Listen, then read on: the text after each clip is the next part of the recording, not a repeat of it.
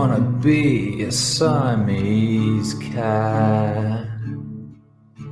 Flip-flops, suntan, Xanax, and an Adidas hat. And I wanna drink gin in the moonlight with whores on the street near the beach. I wanna do things like that.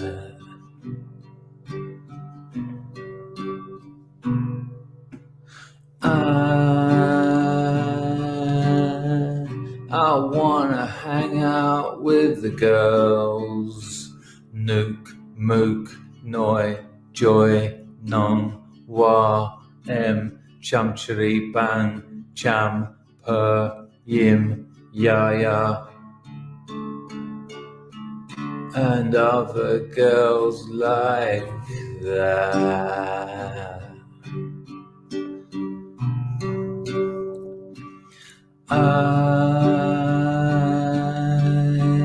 I never wanna get that plane. Pack your bags, say goodbye, taxi to the airport. It's overwhelming, I'm leaving the womb, I don't like this feeling.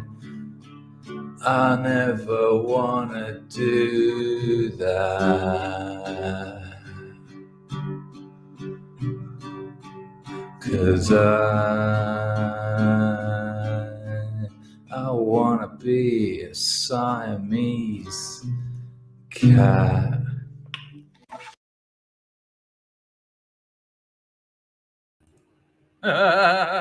Is there a better way to get rid of the noobs than to play that? God, was I high? Did it show? Did it? I remember thinking at the time, no, you'll be all right. Just sing it like you love it. Sing it like you sing it. You know, people say, dance like you've never danced before, dance like no one's looking. I don't know how it works. But when I sing and play a song on my own, I'm like, oh, that's a bit. Well, I think we'll go. It's a chill stream. I'm very impressed with the thumbnail for this stream, I have to say. Just want to acknowledge that little bit of quality there. We will soon have an actual YouTube studio. It's in the process at the moment. I've got to get to the gym equipment shop. I still haven't done it. It's been monsoon season, so it's very difficult to get out and about. Well, it's not. It's just pissing down, and I don't like it. But once I've got the gym equipment installed, then I can move this table, move that chest of drawers, and I'm going to have a battle. Steady on, racism. Let me get a bit of light on the subject because it would appear to be very dark. Yeah, there you go. I will have a proper background, and it will work as a green screen. Do you remember when I used to be able to show my real house? I don't even remember how I done it. Do you remember my real house with the piano and the old Johanna and the drinks cabinet? Give me a 1 in the chat if you remember my real house that used to occur occasionally while streaming. I think it used to show up on my vape, didn't it? There'd be the odd thing that my real house would appear on. It was quite peculiar, but it certainly occurred. Right, let's say hello while the riffraff's in.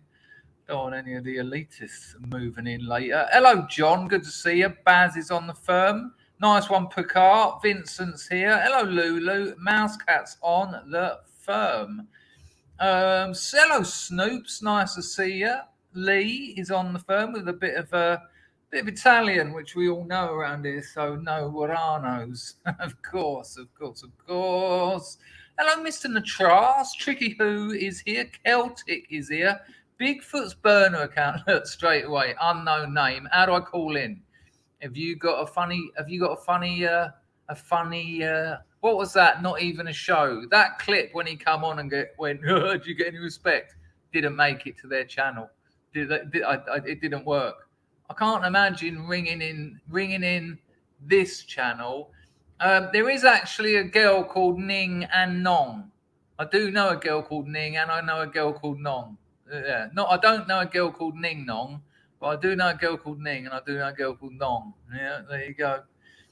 There you go. Hello, Mepkers, coming back in. Hello, everyone. Hoping for a good stream again. They're always good because I set very low expectations. That's the trick, you see. Make people expect nothing, serve it every time. Never a problem. Anyway, nice to see you, Bigfoot. Hello, Skin and Tonic. Barney Rubble. We've all been in a bit of Barney occasionally. Hello, Emma. Lovely to see you. IJB. Met because again. My man Rags. Hello, Rags. Always un plaisir. Who else we got? 42. All right, mates. Look, flirting already with his own missus. Hello, Jack. Always a pleasure, Jack. I haven't been missing your suggestions, shall we say? I just haven't. I've got them in a folder, so I do appreciate them, of course. And when I use them, I will credit you. Although I'm sure the glory and adoration isn't what you're after. Hello, what's her name? Hello, Della. Good to see you. Toomey's on the firm. Been a while. Hello, mate, Mr. Wing Wong. There you go. And don't wing the wrong number again. Good. Pax Max is on the firm. Oh, we had a little bit of a tete-a-tete, a salavie, a joie de vivre, as they say. A little bit of jouissance between us. Hello, Andrew. When you were in your old flat, I remember being concerned when there was some unrest as you were in line of. Oh, You've left me hanging, Mr. Mackenzie. Hello, Ozmeister. Recovering from a heart attack because I heard James O'Brien being... Oh, well, Ozmeister's recovering from a heart attack because he heard James O'Brien being based. This is a chill and call-in stream, but as if I haven't got a little clip of CNN throwing an absolute curveball. Really weird. Really weird. So it might be the worm has turned. And someone in here yesterday said that old Mahonity is standing for president or standing for, you know, old in the Wolf of Wall Street. That cracking scene that apparently was improvised.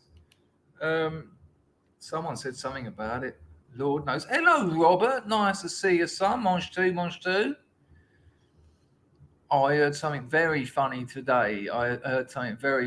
Apparently, one of my favourite authors, Mikhail Houellebecq, he's in the top 4, sometimes at number 2. You know, he's that relevant to me as a writer. I heard that this is I don't know if I'm allowed to talk about these things, but I think this is relatively harmless. His name is Mish. Kind of took the edge off. Like, his name is Mikhail Houellebecq, but his nickname, what he's called at dinner parties, is Mish. Is Dennis in here? Dennis, if you're in here, see old Ouija board, get the e-juice out. Dennis, are you here? But yeah, if you go to if you go to a Dennis party, if you go to a Dennis Menace party with Mikhail Houellebecq, he's literally by his friends. Mish, pass the Chateau Lafite Rothschilds, please. Baz heard that too. Or are you talking about McConaughey? Probably McConaughey. It would be very unlikely if you heard that as well. Nick Reed's back in the loop. I thought you'd left YouTube. Tell me how you found out. Did I shield my Substack to you on a message you left 4 years ago? Tell me if that's how it worked. Hello, historical doppelganger. Nice to see you. Afternoon scrubs and danger. I hope you've all been taking names and kicking ass, or at the very least had a good day. I've had an hard day at work, to be honest with you. I had an hard day at work. Listen to this.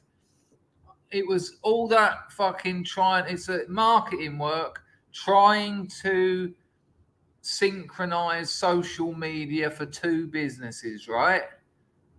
It's really hard when you've got one business account, and that business account has got to be synchronized through 2 Instagrams, 1 TikTok, 2 Facebooks that are actually 1 Facebook.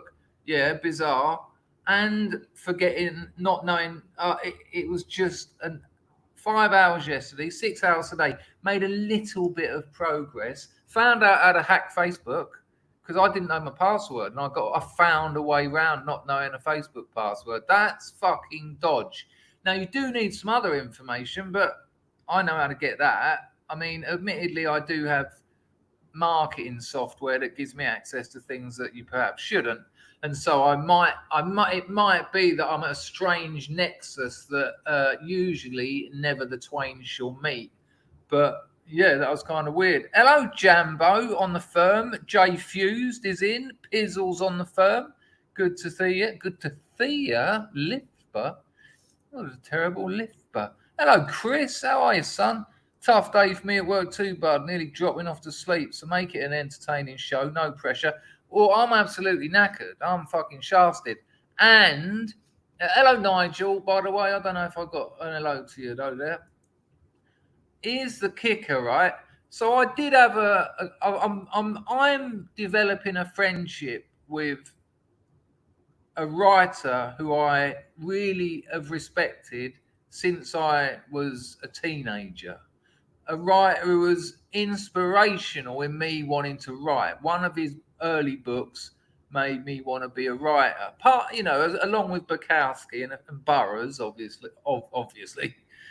And I'm actually developing a friendship with him, and it's remarkable. And it's interesting because you've got to sort of remain peers, equals. But there's also, he's a successful writer. I ain't. He might not know. My Substack's brilliant. Link in the description. Get on it. But what was I going to say? Bollocks. Someone. Oh, yeah. So I had a video chat with him, which to me was very important. Went off about 2 hours. So, we do a lot of emails, but video chat's nice. But my missus said to me, "What are you doing tonight?" I said, "Well, I've got this video chat." And then I said, and maybe I'll just eat and do a YouTube. She said, "All right then." She said, "Well, I'm going to go and see some friends." So it was about 5 minutes to the video chat, and she's been poncing around in the bedroom for about an hour. And I'm just thinking, right, the Zoom invite will come through any minute now. And my missus comes out in this fucking slinky, skin tight, just beautiful. All her hair done, makeup, big nice earrings, nice stilettos, just incredible. And I was like, whoa, hang on. And I realised that's simple. Her saying, "What are you doing tonight?" I've got to remember that that's also what she's really saying is, what options have I got for this evening? And when I casually say, I've got a video chat that I'm very excited about, maybe do a YouTube, a bit of work or get something to eat. So she thought, oh, well, he's obviously busy, I'll go out. And 24-year-olds go out. That's what young people do. I did it until I was about 45. And so just as this Zoom call comes through, boop, boop, is trying to contact you, I see her there. She goes, "All right, love, I'm going out." And I'm thinking, no, you can't go out like that. I'm like, you can't go out like that, but I can't say that. I would never say that because it weakens me, makes me look stupid, unattractive. And so I've just, but we are divided selves. I'm not fully, I am conscious of what I give out, but you're also getting my unconscious, which by definition, I am not conscious of. So as much as I'm trying to go, yeah, no problem, have a nice time. You have a nice time. And of course, I'm just thinking in my head all the bars in town and the sort of shit that walks into those places and just terrifying. And I was like, and of course, I didn't have time to just get her to sit down and go, "So, what, do you want me to pick you up later?" The little things you can do to get a little bit of control over your emotions being completely rinsed. And so and then it was like beep beep, and I was sort of, caught between trying to maybe just go out for half hour. We could go to the cinema or something. And so I just had to let her leave, and there's pros and cons to having a younger girl. And all evening I've just been I should be resting. I've done so much work the last few days.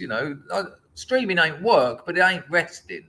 Streaming twice a day, working all day, writing, new Substack's nearly finished, and my novel.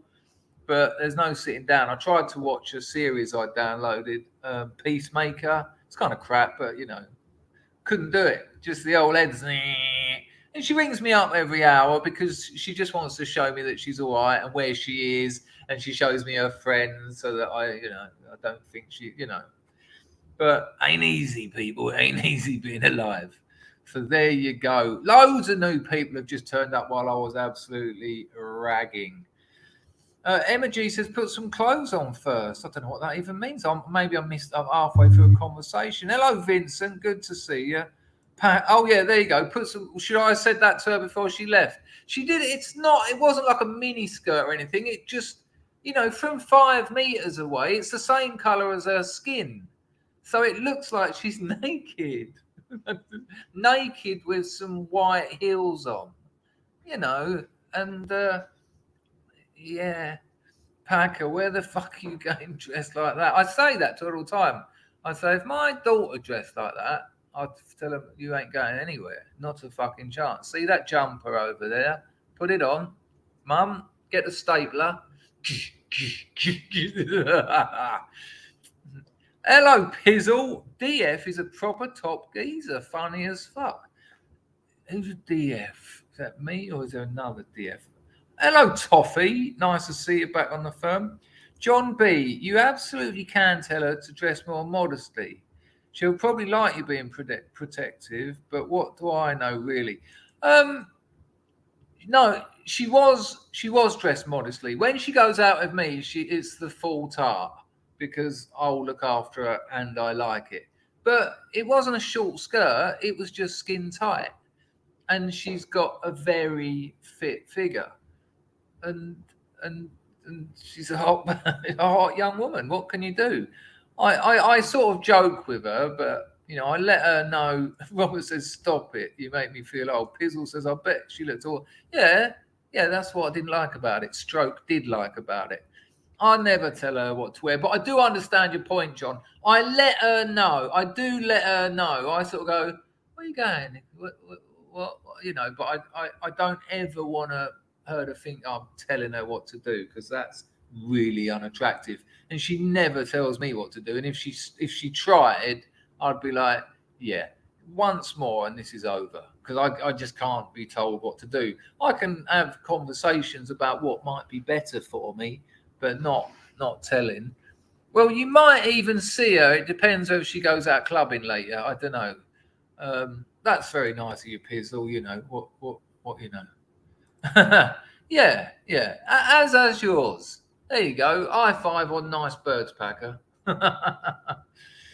It is a fucking tightrope. It is, because this is human relationships. And as soon as you're in a relationship, you're playing with all those things that happened to you as a child and learning about relationships with your dysfunctional parents and your siblings and all that and all those traumas around puberty and all those weird things that happened and the way girls treated you at school because girls are mad, mature, and boys are still like playing with water pistols. Girls are going out and getting laid and the boys are making camps and rope swings. So as soon as you're in a relationship, it's all that baggage right there, right in between you and the person you love. It's very, very strange. Give me a second. Give me a second. I've got something to show. I've got a couple of clips. I know it's a chill stream and call-in. We'll get on to the call-in in a minute. But I just want to show you. I want to show you this weird. I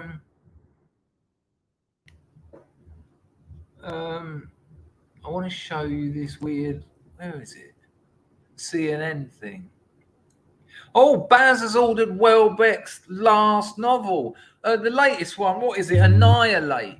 I mean, he's the what? I think a couple of Varts are coming. Nice one, Anglo. Vart. That was it from yesterday, wasn't it? Vartavit. Vatavit. Vatavit. I think, did I get one from Osmeister? Thank you, Anglo. Very generous and regular supporter of the stream. And one from Osmeister. Just type in Dilly V. O'Brien on YouTube. He's talking to a Muslim about that film they want banned at the cinema. Yeah, it's worth a listen, but not on this channel. Not here. When you've been accused of grooming teenage Nazis, you avoid that shit like the plague. And I mean that. I don't engage with it. It's just not worth. It's not worth the potential damage to my future. Because I'll tell you what though, Osmeister has given you everyone all you need to know to go and check that out, and I will go and check it out. But the problem is, I struggle keeping my trap shut, especially when I'm angered, and it will anger me, and I'll start saying things, and then I'll have to delete the stream. And yeah, good call, though, Osmeister. Machano Krashnada. Emma G says, do you find there are problems to having a younger girl 42? What I like is the fact that you think he's going to tell you the truth. That's brilliant. Girls are excellent, aren't they? So silly. I'm only throwing bollocks at you, Emma. Just only being serious. Right, where are we? What have I got? What's happening? I'm all over the place. Yeah, so Michael Houellebecq is and has been well known as the enfant terrible of French literature, and this has been for a few years now. You know, he's called out the Middle Eastern and African guests into Europe in many novels, in ways that some people would suggest is not just racist, but bordering on the white supremacist. And his latest one, I think it's Annihilate. I think it translates as that or something like that. You'll probably know, Baz, but this one's got him in real trouble. This one's got him in real trouble. So, you know, I haven't read it. Because I'm working so hard on my novel. If I read Houellebecq now and I like it, it will inspire me, and the last bit of my novel will start sounding like Houellebecq. And I know that because it's happened before. I made the mistake of reading Infinite Jest halfway through the writing of my novel, and suddenly it was all very David Foster Wallace. Not as good, but better. Yeah, no one saw that going. Hello, Jay's over there on Twitcheroony. Hello, Mike. Trust is a fickle beast and a cruel mistress. Right, where are we anyway? There you go. That's how it works. Robert White says, thank. Robert White then also says, I wouldn't say anything when she's going out, but the next day I would tell her she looked stunning last night and I got a bit jelly. Yeah, you're right, Robert, and I've already done that. I've already actually done that. But I told her, I went, you look lovely. Where are we going? You know, and just sort of played up that. You know, she knows the things, but I won't tell her I get jealous because I cannot stand jealousy in a woman. That's me out the door. It's 3 strikes and you're out with jealousy. It's just not. I just can't stand it. I cannot stand it. And especially at my age, I'm not putting up with it. I will sacrifice an otherwise perfect relationship, that doesn't exist, to be accused of things, you know, or if there's a beautiful woman walking down the road, I'm not going to not look at her. That's ridiculous. There's loads of beautiful women in the world. There's loads of attractive men. You know, I wouldn't expect her to not look at a bloke if she found him attractive. That's unrealistic and stupid. She gets slapped though. When we get in, I'll go, oh, I've just fallen over. Jokes about domestic abuse. Hashtag Amber Heard. That was funny, wasn't it? When Footgolf said that's his new put down to his missus. What was it? Calm down, Amber. Calm down, Amber. That's brilliant, isn't it? It's a shame my missus wouldn't get it. I certainly have, Celtic. Of course, I am fully aware of Celine. Right, so this is CNN. Not only is it CNN, it's Brian Stelter. So, this is the lowest of the low. And he actually does something quite remarkable. Now, please do not think I'm saying, yo, CNN, it's all right. It's all good. You're great. Crack on. It's shit. They're a bullshit fountain. They're part of a nasty tapestry of control and compliance. We know that. But this is a fucking weird curveball. I think this is personal. I think this goes above Stelter to someone who doesn't like the guest and said, fuck him up. When you get him on live, fuck him up. And Stelter, having an intellectual and emotional age of about 9, went, how do I do that? And he said, just ask him this. Watch this. This is weird for CNN. I mean, this is weird for legacy media in general. But for CNN and Stelter, it's just frankly bizarre. It's only about a minute long, but definitely worth a watch. I'll have to mute myself. Is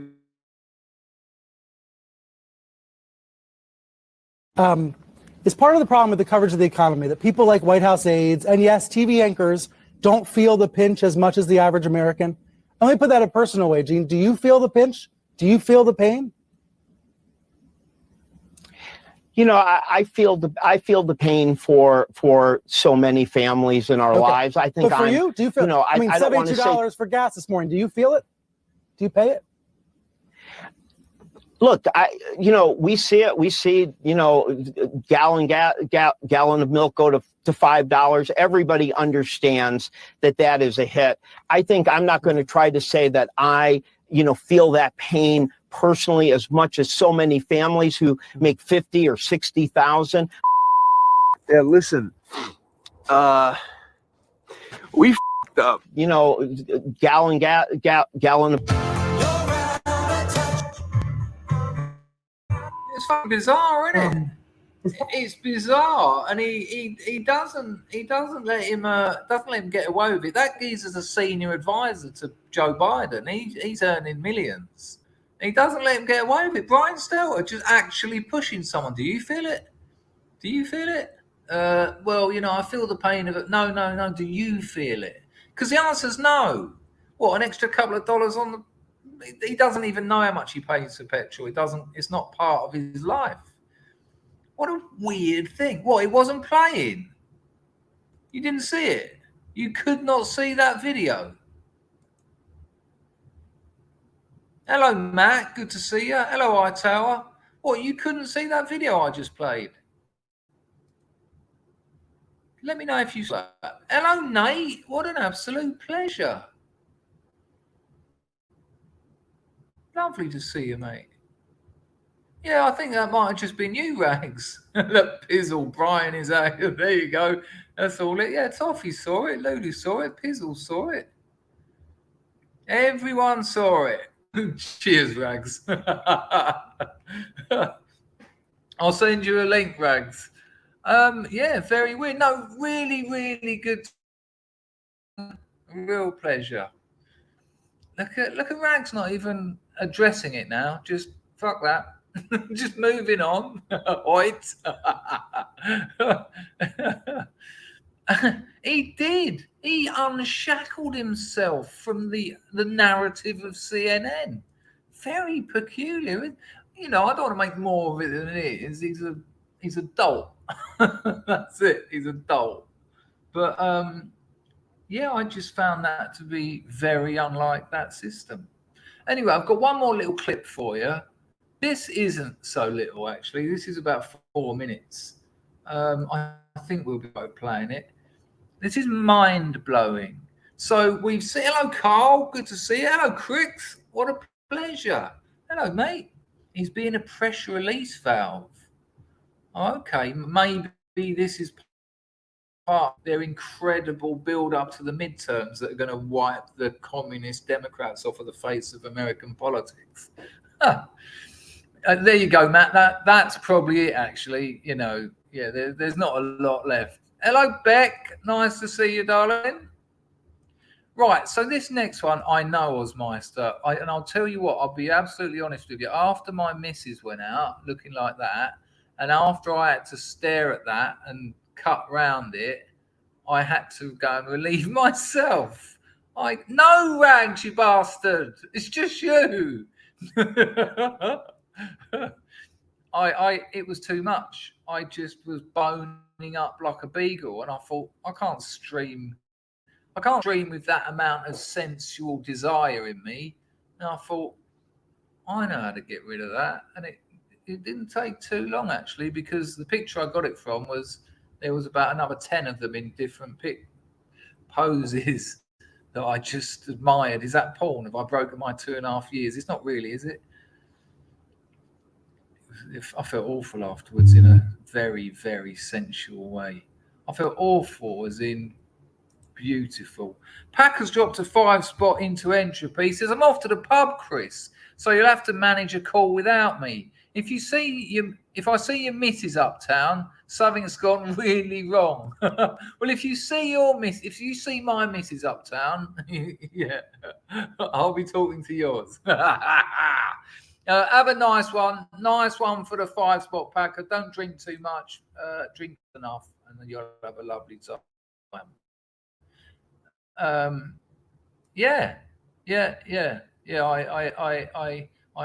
I let it all out. I had to. Carl says, danger, utter filth.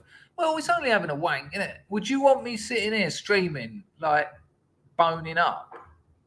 No, you want me relaxed. You know, you don't want me thinking that sort of thing. It had to be done. You know, there's a time and a place for everything, and having a wank in your bathroom when you're 50 is the time and the place. I'll just show you Packer's comment, because people who donate using entropy should get their moment in the sun, their glory. There you go. Off to the pub, Chris, so you'll have to manage a call without me. The joke there is, people, Packer always calls in, which is lovely of him. If I see your missus uptown, something's gone really, really wrong. I remember a bloke in A once saying, the reason I don't drink is if I have a glass of wine, I wake up in China. I'll just get rid of that comment. Right, I'll stop sharing. Might have to go and have another one. Right, where are we? Let me get these all off the screen, because there's too many of them. So here's the second clip. Now, let me get some more light on me, because I can't see myself, and if I can't, you can't. Nice to see 110 people here. An absolute pleasure. The calling will start in a bit. If you're a regular around here, like everyone is, there's no one new comes here. Right, so we know that social media have been shadow banning, outright banning, arresting, all sorts of things for people. Anywhere right of centre has had an hard time lately. You know, you've had the fucking FBI going into schools calling parents domestic terrorists. You've got channels like Stephen Crowder and Salty Cracker who get like 100,000 people watching them live, and yet the Young Turks are on the front page of YouTube who get 3,000 people watching them live. So we know that the social media system is absolutely bent out of shape, biased to the left. We know that. But that's schools and that's social media. If you haven't seen this, and some of you won't have, some of you might have, this is fucking outrageous. I watched this earlier and I just thought, this isn't right. This isn't America. This isn't the United States of America. It isn't. Because since the commies got in power, it's a different place. Different values, different political ethics, a different political morality. Right, it's about 4 minutes, but I don't think you'll. No, you're absolutely right, Jack. Yeah, I totally agree. There you go. Pax Max said the same. So many people watch it, just go, yeah, Jen, you fucking prick.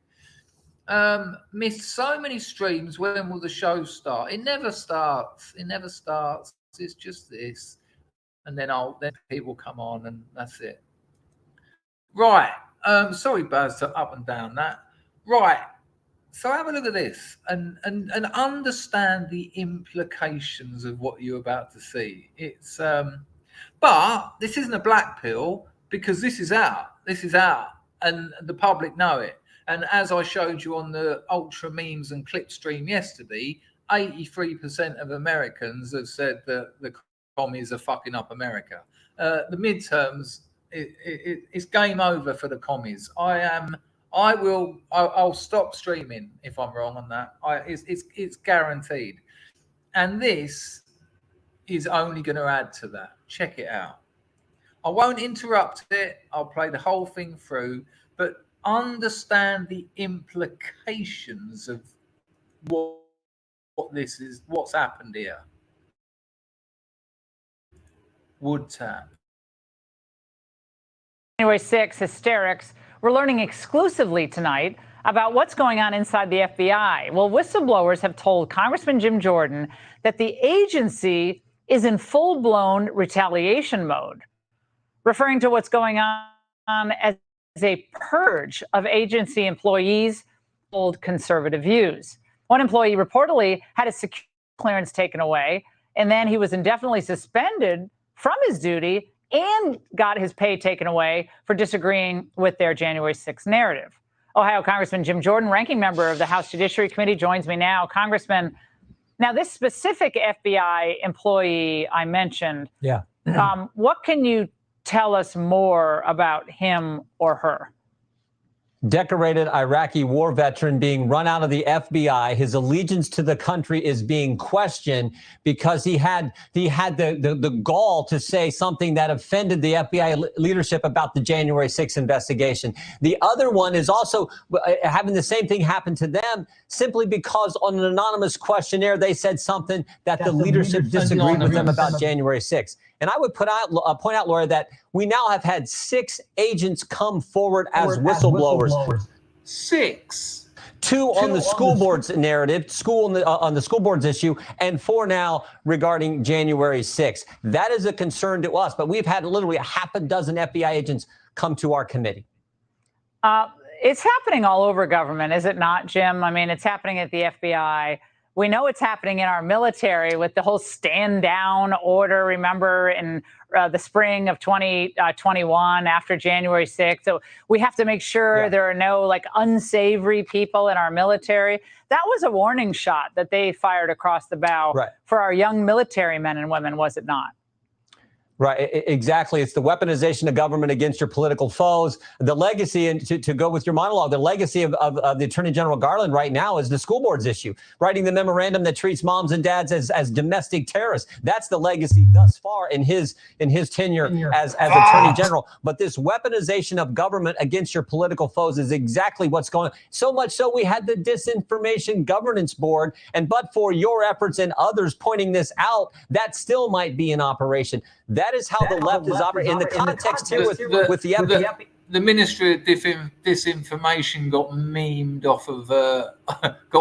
out of existence, but they reckon it's still going on a little bit deeper. Remember, a few years ago, they spied on President Trump. Then it was the actions they took against parents regarding the school board situation. And then 2 whistleblowers last month had come forward who attended the January 6th rally on their own time with their spouse, didn't go in the Capitol, haven't been charged, but they've had their security clearance taken from them too, which is always the first step in termination. Again, one of those individuals was also a veteran in our armed forces. This is happening, and it is as wrong can be. Now, Congressman, on the issue of Jan 6, here's the CNN reporter Ryan Nobles with, I thought, what was a stunning admission. Watch. It's largely going to be a controlled message, even though there are Republicans on the panel. These Republicans and Democrats are working in unison. That means there's going to be no opposition voices during these hearings. laugh out loud hilarious, Jim. I mean, this is theater, and they're upset that we're not running it live on Fox. It's their theater. It's their production. It's their props, their wardrobe, their makeup, whatever the hell they're doing. It's all on them. That's what they wanted. And they've used taxpayer money to hire the former president of ABC News to choreograph the documentary that they're going to present on Thursday night and over the coming weeks. So, yeah, this is exactly what it is. Choreographed, brought to you by the taxpayer at taxpayer expense. Do we know how much it's costing, by the way, Congressman? We have mothers who can't find baby formula. All right, we have people struggling to put fuel in their gas tanks. How much is this costing, this little show? I don't know, but I do know you're right. There will be no this is the only committee hearing I've ever seen in Congress where there was not an opportunity to cross-examine witnesses, because there is no Republican on that committee who will do it. So this is worse than what Adam Schiff did in the bunker in the basement with impeachment back in 2019. At least I got to be in that room and depose witnesses. And then when they had the hearings, we got to cross-examine witnesses. But in this situation, that's not even happening. So this is completely choreographed presentation, completely partisan. The good news is the American people have figured all that out. Yeah. Very proud. Congressman. Amazing. Absolutely terrifying. Did you hear what you said at the end then? Kafka would be very proud. It's mind-blowing. Did you hear that? The weaponization of government. Government isn't the Democrats. Government isn't the Republicans. And government is what is there to be inhabited by who's ever in power. But when you start doing this, no, completely different situation. I think that's mind-blowing. Thank you, Chris. My missus came back halfway through that. So are you going out? Okay. Right. Where are we? So we'll open up the call-in then. Let's do the call-in. Yeah, can you imagine? It's bizarre, isn't it? What the biggest story I know about the FBI is when they took those parents down because he complained that some transgender person raped his daughter. What? And they said he was a terrorist. That whole section blew my mind. And again, this is their, and I will say it, although it blew my mind, this is their pathetic attempts to try and get something in place before the midterms. They're trying to get rid of get conservative voices out of the FBI, pack the Supreme Court, do this. They're basically trying to put Democrat/communist voices and power all around the periphery of government, so that when the Democrats lose the House and lose Congress in November, they've got all these other, like little bunkers of power dotted about. It's a fucking mischief. It's a fucking mischief. It drives me nuts. 6 whistleblowers. They've come forward. They've gone to him and said, yeah, we disagreed with them, and now we've lost our jobs. Now I haven't got security clearance. When they, yes, love, I love you too. Well, it's fucking madness, absolute madness. I can't believe it. On the same page says, hello, mate. Okay. Ashley in the desert. Are you in the desert, Ashley? What's it like in the desert, my friend? How are you? On the same page, said hello. I hope you're having a good time. I'd like to be in the desert. Although the word desert, it does conjure up nightmares for me, because I had to do, I think I told you before, I had to chair a speech. I had to chair a debate about Friedrich Nietzsche. And there was this woman with a heritage in Lesbos, and she done in her speech about the way Nietzsche used the desert as an allegory or an analogy, well, both, in his writing. And I was so out of my depth. I was only about 22. And she was this sort of PhD Nietzschean sort of expert, and she was ranting on about Nietzsche. And I picked up my drink and was like that. There's like 500 people in the audience, I know from being a comedian, don't hold a bit of paper or try and pick up a drink, because it, especially a sheet of paper, it's like, meh. And I picked it up and I went, what do you think Nietzsche? No, what was it I said to her? I said, what? I said something to her about what do you think Nietzsche would use so and so as a desert if he was critiquing modern today's culture? And she went, in front of 500 people, she went, no. Just because I was a bloke, she went, no. I was like, okay, is anyone else? Thus spoke Zarathustra. While that clip was playing, my missus came home, right? And I said, oh, I thought you said you're staying out. And she said, I want to go to a club. Now, I don't like that, to be honest with you. But again, I can't stop her and I won't stop her. But she knows, because I went, no, it's fine. It's fine. It's fine. Anglo. I'm looking forward to the midterm stream, Muck. I can't wait. Hoyt, have it. Mate, I'll be doing a full 7 hours, probably longer. You're right, darling. I told them all that you were looking so beautiful. Look at you. Look at you. You look better without the beer spilt down the front of you. So where are you going? Pontoon? No, not pontoon. Where are you going? Bassack Lane? Yeah. Be careful, will you? Yeah, go with friend. Yeah, okay. If you want me... Oh, you're going with friend? Yeah. So you don't want me to pick you up? I'm friend pick me up. Okay. Be careful, please. Thank you. You waiting for her now or are you going now? Now. All right, then. Take care. So All right? you left today I go out. It's all right. You don't have to apologise. If you get in any trouble, call me. Hello, baby. Someone to take me. What the fuck are you talking about? Give me a I kiss. don't know, call me. Come on. Mwah. See you later. Have a nice time. Don't drink too much. Take care. Right, yeah. I'm streaming, darling.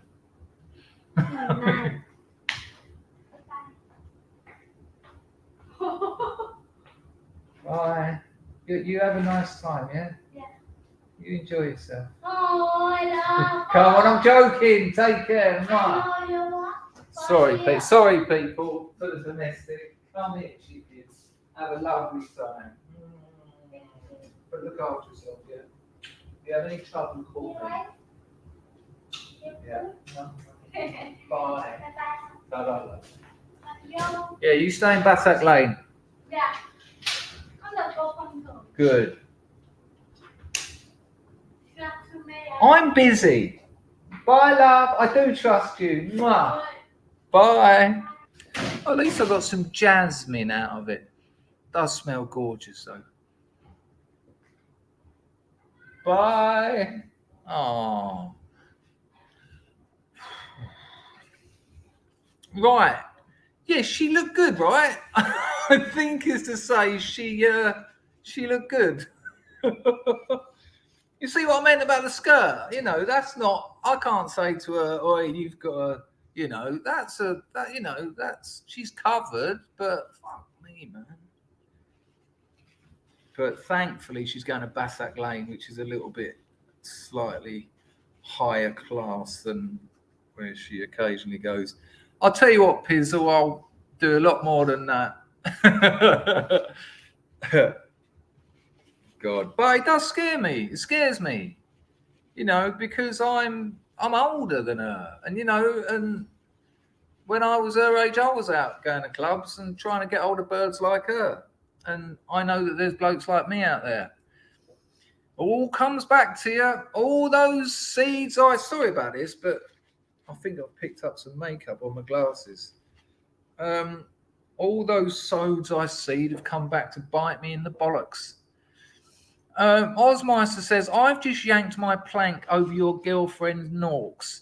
That's a lovely thing. A lovely thing to do. I did. Yeah. It was a snide one. How do you see that? I give her a little look at the old beast. Yeah, less of the old, but more of the beast. I can see what you mean about desperately trying not to seem jealous. It's tricky, isn't it? But nice for her to come and ask. You know, it's. I don't want her to come and ask. I don't want to tell her what she can and can't do. I'm not her fucking parent. I'm just older than her mother. What goes around splinks around. Oh, Lulu, I trust her. I fully trust her. Pizzle says you're one of a kind, Chris. No homo. So are you, though, man. So are you. We all are. I've just got mental problems that express themselves as occasionally interesting. No, she absolutely does. Hello, human con. New in these parts. Right. Where are we? Cold sweats appearing on the glasses. Well, what she doesn't know is that I can track her on her phone. And now listen. When she had an iPhone, she knew that I could because she was worried that she was going to lose it. I bought her it for her birthday, and she has like £100 phones, and I bought her a £500 iPhone. This is going back years. And she was worried about losing it, so she'd never take it out. And I said, look, you just use it. What's the point of spending money on something you ain't going to use? And I said, look, I can set it up so that if you lose it, I'll know where it is. And if it gets stolen, I'll know where it is. And I've got a mate out here who's a professional. He tidies up problems like that. I said, well, send him round and we'll get your phone. After a few weeks, she was like, so if you know where my phone is, I was like, yeah. So anyway, out here they do this new, it's an Android phone, but it's only like 120 quid. What's it called? Yofi or something? Yogan? It's a nasty bit of 120 quid brand new. It's almost impossible to use, but she loves it. But what did she need me to do? She wanted to set something up, but she needed an email. But basically, by accident, I can now track her new phone. And when she got rid of the iPhone, I was quite glad because I don't want to be tracking her. I don't want that sort of relationship. If there's no trust in a relationship, there's no relationship. But it's fucking hard. At like 3 o'clock in the morning, I just... So there you go. Right. I want to say, I wanted to thank, I think I might have missed a couple. Anglo dropped another one. I'm looking forward. Oh, no. Yeah. What I'll do, Anglo, is I'll talk to some of our American brothers and sisters, find out when the important results start coming in, start the stream then, and hopefully it will be a party. I might even have a few drinks. I might even get a bit of bifter action because I reckon it's just going to go red, and we'll be going over to the Young Turks live. We'll be going over to CNN live. It could be quite the party. It could be quite the opposite, but America, they've seen what these commies have done in like less than 2 years. Pizzle, I'll just grab you that link now, mate, and then I'll open it up. And if anyone wants to come in for a chat, they can. Where's that link then? That's not as easy to find as I thought. Because hang on, a couple of seconds. I mean, don't get me wrong, people. I am now absolutely shitting myself, and Phnom Penh's a relatively safe place. I've had no trouble here, none. But she's a bird, and she's different, isn't it?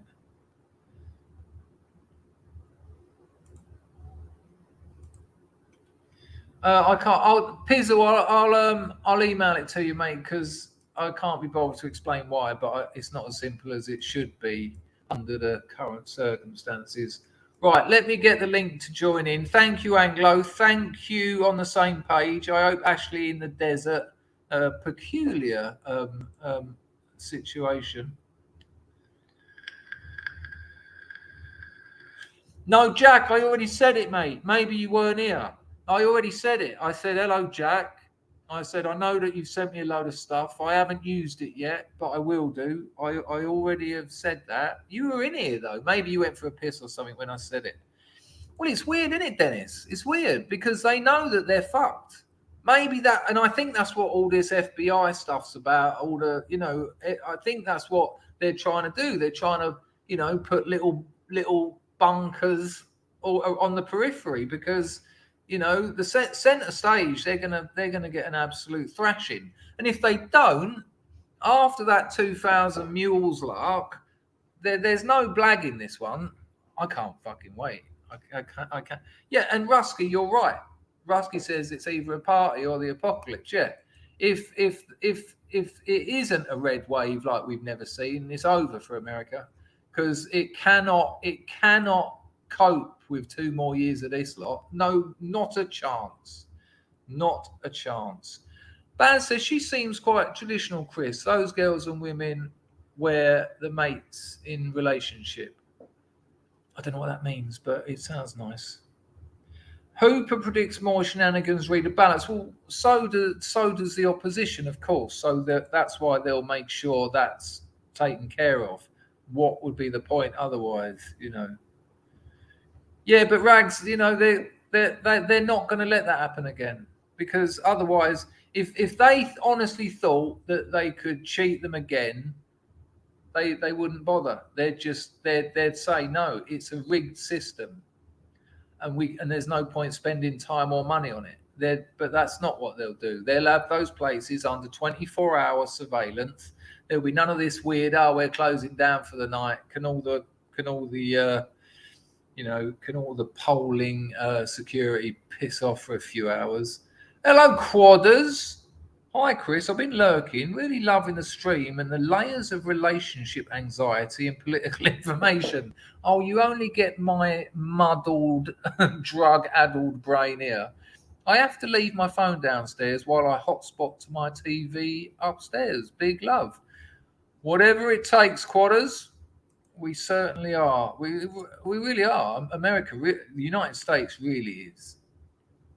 Yeah, I don't think Bojo's got left in him. I think so as well, John. I don't necessarily know about the riots, but no one's gonna bother if they know everyone knows what happened, and they're just not gonna let it happen again. You know, weirdly, and it's almost kind of reassuring that the Republicans or Trump, at least, not the rhinos et al., actually thought that they'd play fair.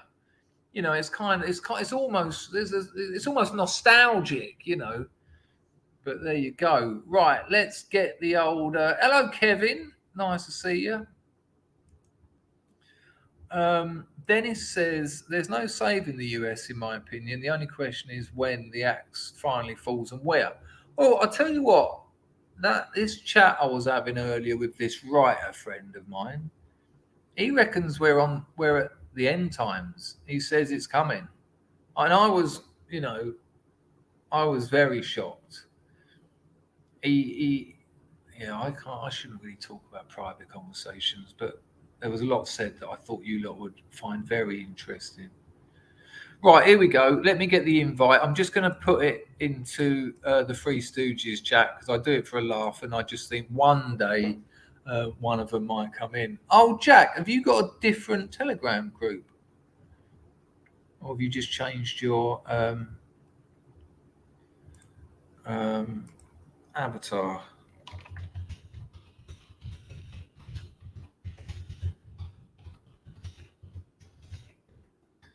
Here you go. Right, here you go, people. Here is the link. If anyone wants to come in, this is how it works. You get about 5 minutes or 10 minutes. If it's particularly interesting, we'll go for longer. But don't feel bad if I just out you. And it might come out the blue. It's not that you're dull or boring or anything. It's just I like to get different people on. You've got to have at least decent audio because you don't necessarily... Pizzle, your camera... There you go. You saw that. At least decent audio because... Turn YouTube off. Pizzle, there you go. It's all right. It is all right. Now let me just use... There you go. I'll come on for a couple of minutes to say hello. I don't want to do a packer. Absolute amazing initial cunting of Packer off there. Jack, I only have one on a time, mate. I'll bring you in after. How about that? Because is that Jack London? Is it Jack London? Jack London, yeah. Good lad, isn't he? I think he's better value than me. I think he should. No, why are you putting yourself down always? It's just the way I am. Yeah. What about this? No. Well, no. Now you're really putting yourself down. But you do that. You do that. I do that, Chris. Yeah. Well, yeah. Let's not get into that. Look at that, not wanting it. All right, but don't do it. How about that? This is that simple. This is a serious question, and it's not a piss take, and it's actually a compliment. Do you style yourself on like sort of 50s Americana? I do really like that. Yeah, I like it. I was actually thinking about this today. It's weird you asked that. It's really weird that you asked that, because I was thinking, what would I say if somebody asked that question? It's fucking weird. And I try to sort of, boil it down. It's sort of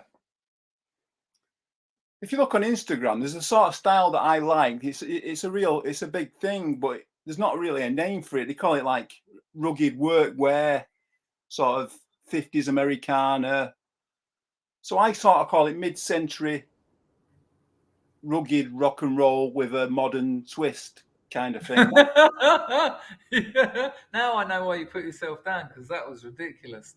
Because that top sort of almost looks like a bowling. Yeah, well, this is me work. I look rough because I've only finished work quite. Look rough. Look how good he looks. Look how good this fella looks. I look rough. Yeah, do you like that? Do you like that?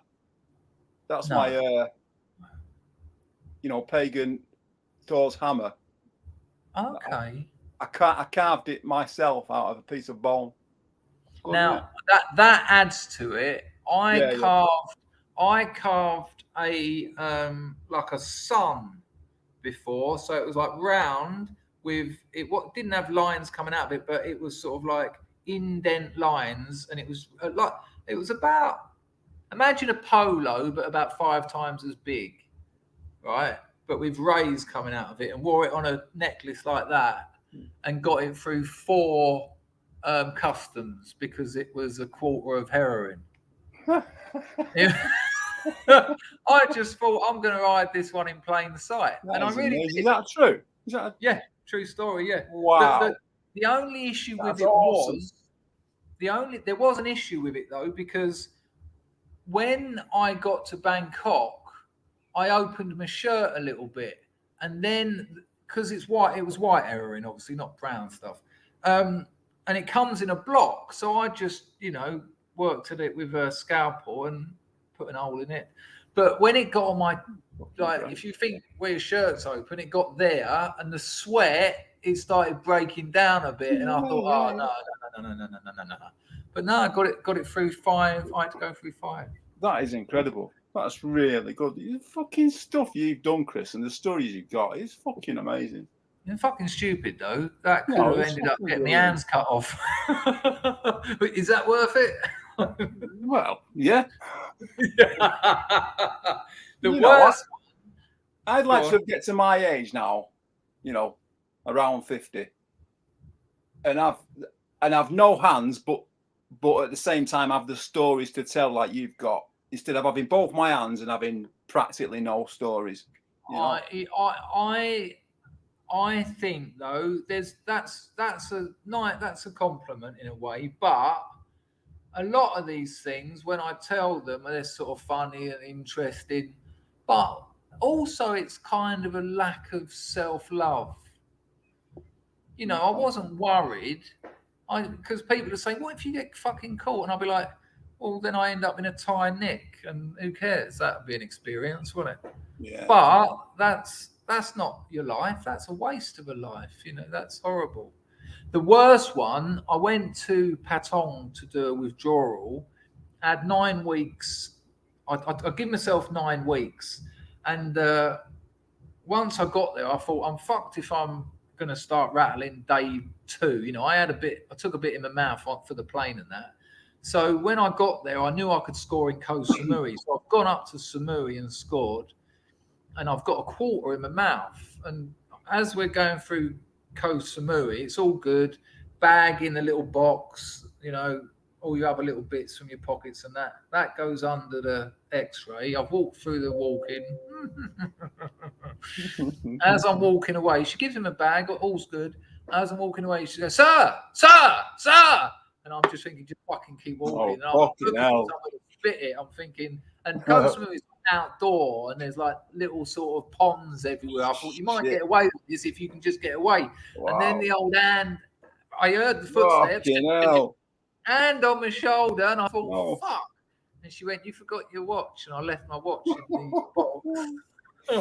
That's fucking, oh man, I'd have fucking lost me fucking bowels, man. That's close, isn't it? Shit. But the feeling of elation, because it was all so quick, it happened in like 5 seconds, and you go from wicked, I've done it, now I've just got to get through Patron, and there's no security there, so this is done. And then, sir, 1, 2, everything, you know, you're losing all your blood, your heart's going through, and then there's your watch, and so you're like,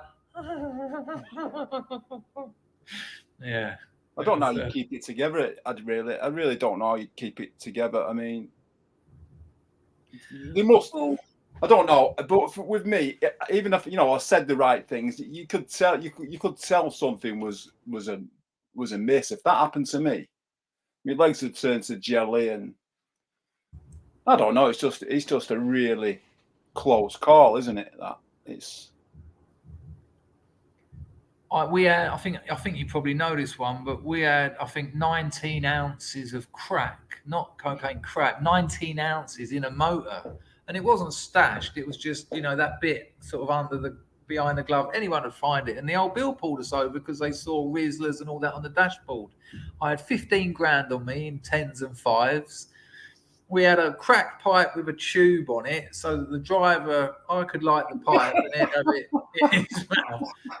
And we were smoking brown at the time. Wow. And so when the lights have gone, we've thrown the foils under the passenger, that little foot mat, I don't know what it's called, the little bit for your feet. Foot mat, and they've got us out the car, they separated us, and the bloke's gone to me. He said, listen, he said, we've seen the Rizzlers, the king-size Rizzlers and all that on the dashboard. He said, I don't give a fuck about drugs. I don't need the paperwork. He said, just pretend I'm searching you. So I'm thinking, well, that's all right. 15 grand ain't a lot. It's only about that deep, you know, in notes, you know. But I thought, well, that's one thing out of the way. And then he said, if you've got any drugs in the car, tell me and I'll just, you know, fuck it off. And I'm thinking, well, there's an 1/8 of solid ash in the ashtray, but the 19 ounces of crack might be a slightly bigger problem. We've got back to the motor. I said to him as well, because the crack was out of sight, but it wouldn't have taken much of a search. We've got back. I said to him, there's a bit of ash in the ashtray. He said, all right. He said, I'll lose that. We get back to the car, and the other copper, the superior, you know, his boss, he was already in the car. He had a pen in the ashtray. I could see him knocking this lump of hash around, but because it had picked up a bit of ash, you know, from the ashtray, I think he just didn't know what it was. I could see it. So I was thinking, mate, you see that you know what you're looking for. It's at the end of your eye. And then I was thinking, he lifted up the driver's little foot mat, and I thought, well, that's it now. He's going to lift up mine, and there's silver foil with gear and, you know, little tubes. And then it's going to be a full search. And I looked at my mate, and we both knew this was 10 years, 19 ounces of crack. Yeah. And then he got out of the car, the superior. He's walked off a bit. He's had a little chat, and he come back. He went, right. He said, we've got to go now. He said, because we've got something more important to do. He said, but we don't tolerate drugs here. And I think it was just where the M5 joins the M4, I think, joins the M25 around Heathrow. And he said, I think one of you two's concealing drugs. He went, and I think it's you, to me. And I was, what do you say to that? It is, you're right. Well done, you're right. So I just sort of went, bingo. Yeah. Well, not strictly me. It's in the motor. Didn't you just say you're busy? But when they fucked off, I said to my mate, I said, "What have you done with the gear?" Because he had the smack. He said, "Oh, it's in my pocket." He said they were. I'd rather get nicked than give that away. I was like, "Yeah, I've still got a bit in mind." Got back in the motor, let them drive off, put the pipe in his mouth, give him a little pipe, and off we trundled. Funny, but again, that's 10 years, at least. Must be a tactic, that, because the same sort of thing happened to me. I mean, not with this, loads of crack or gear, but pulled over in a car. They got us out. I think there was 3 of us in the car, and the copper said to me, "The dog's on his way. The dog's on his way." Something like this. He says, "Do you want to tell us about any gear, any drugs that you've got before the dog gets here?" And I think I had like 4 10-pound bags or something. And I said, "Yeah, there's a 10 pound. All right, then, yeah, there's a 10-pound bag in the glove box or whatever. I can't remember." He went, "Is that it?" I went, "Yeah." I mean, there was 4 10-pound bags. I had, because when I can't remember, but whatever, there was 4 10-pound bags, and he owned up to one. He went, "Is that it?" He went, "Show me." So I showed him 10-pound bag. He went, "Fucking keep it." And, sweet, lovely.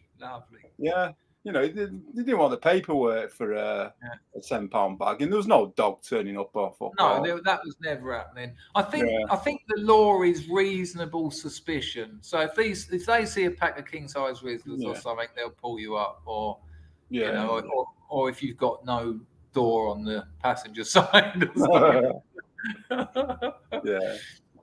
Okay, so, Chris.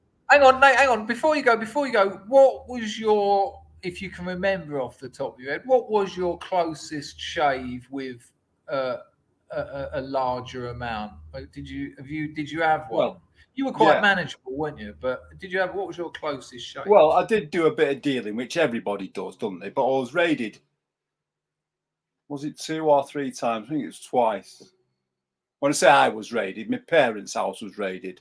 Yeah, it's horrible when it's been there. Yeah, and I think it was the same sort of thing that happened to you. Sort of any other night, this is on 2 occasions, any other time, you would have found a lot of gear. But on them 2 occasions, there was nothing to find. Yeah. Yeah. So, but on the second occasion, the copper said, and this is fucking chilling, he said, "If we come here again, we will find something." Yeah, that's terrifying. That we will bring something. Yeah. I couldn't believe it. We will find something. So, we're gonna plant something, and you're gonna be locked up if we come here to raid you again.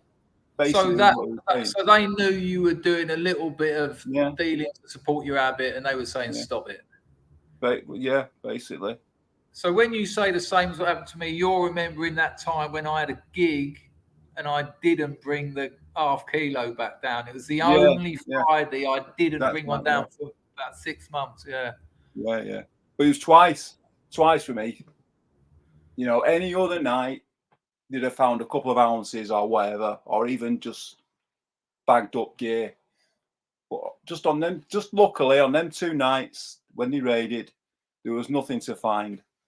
So the angel of heroin looked down upon us both. Yeah. You're really serious. Yeah, he did. Lovely to talk to you, our Pizzle. Okay, mate. I just wanted to pop on and say hello. Yeah, it's always a pleasure, man. All right, thank you. Get Jack on. I'll get John Palmer on. I'll get even John Palmer. All right, nice one. Right. Lovely bloke. It's mad that you see him there, just a nice fella, and yet he went through all that madness I went through. He done all that, putting his parents through all that. He had a job, manageable, kept a job together. It's not like the adverts, is it? Not like the movies, is it? But it's strange. You've got to ask yourself, how many people in your life do you think have got a smack habit? You'd probably say 1, and it's your mate Junkie Tom that no one talks to anymore because he's a junkie. But you'll be surprised. I've sold enough of that stuff to know that I've been knocking it out to people who've kept it. You know, they've got very good jobs, like top of publishing houses, and also people at the other end, like scaffolders who've got kids and a family, and they've kept it secret from everyone. It's interesting. Mr. London, hoit to you. Mr. Field, Dangerfield. How you doing, mate?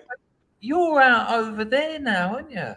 I'm in Ulster, rainy Ulster, for the week. It's raining for the week. You've made it happen. You said it was all going to go, and you've done it. I did. I had a little bit of luck. I had a bit of money, not much, but enough to help me fund the move over, because I had to pay a van and a man to get me worldly possessions, which isn't much, over here. And did you not know that you had that little bun coming? No, it was out of the blue. Oh, lovely. So I wasn't planning to be here.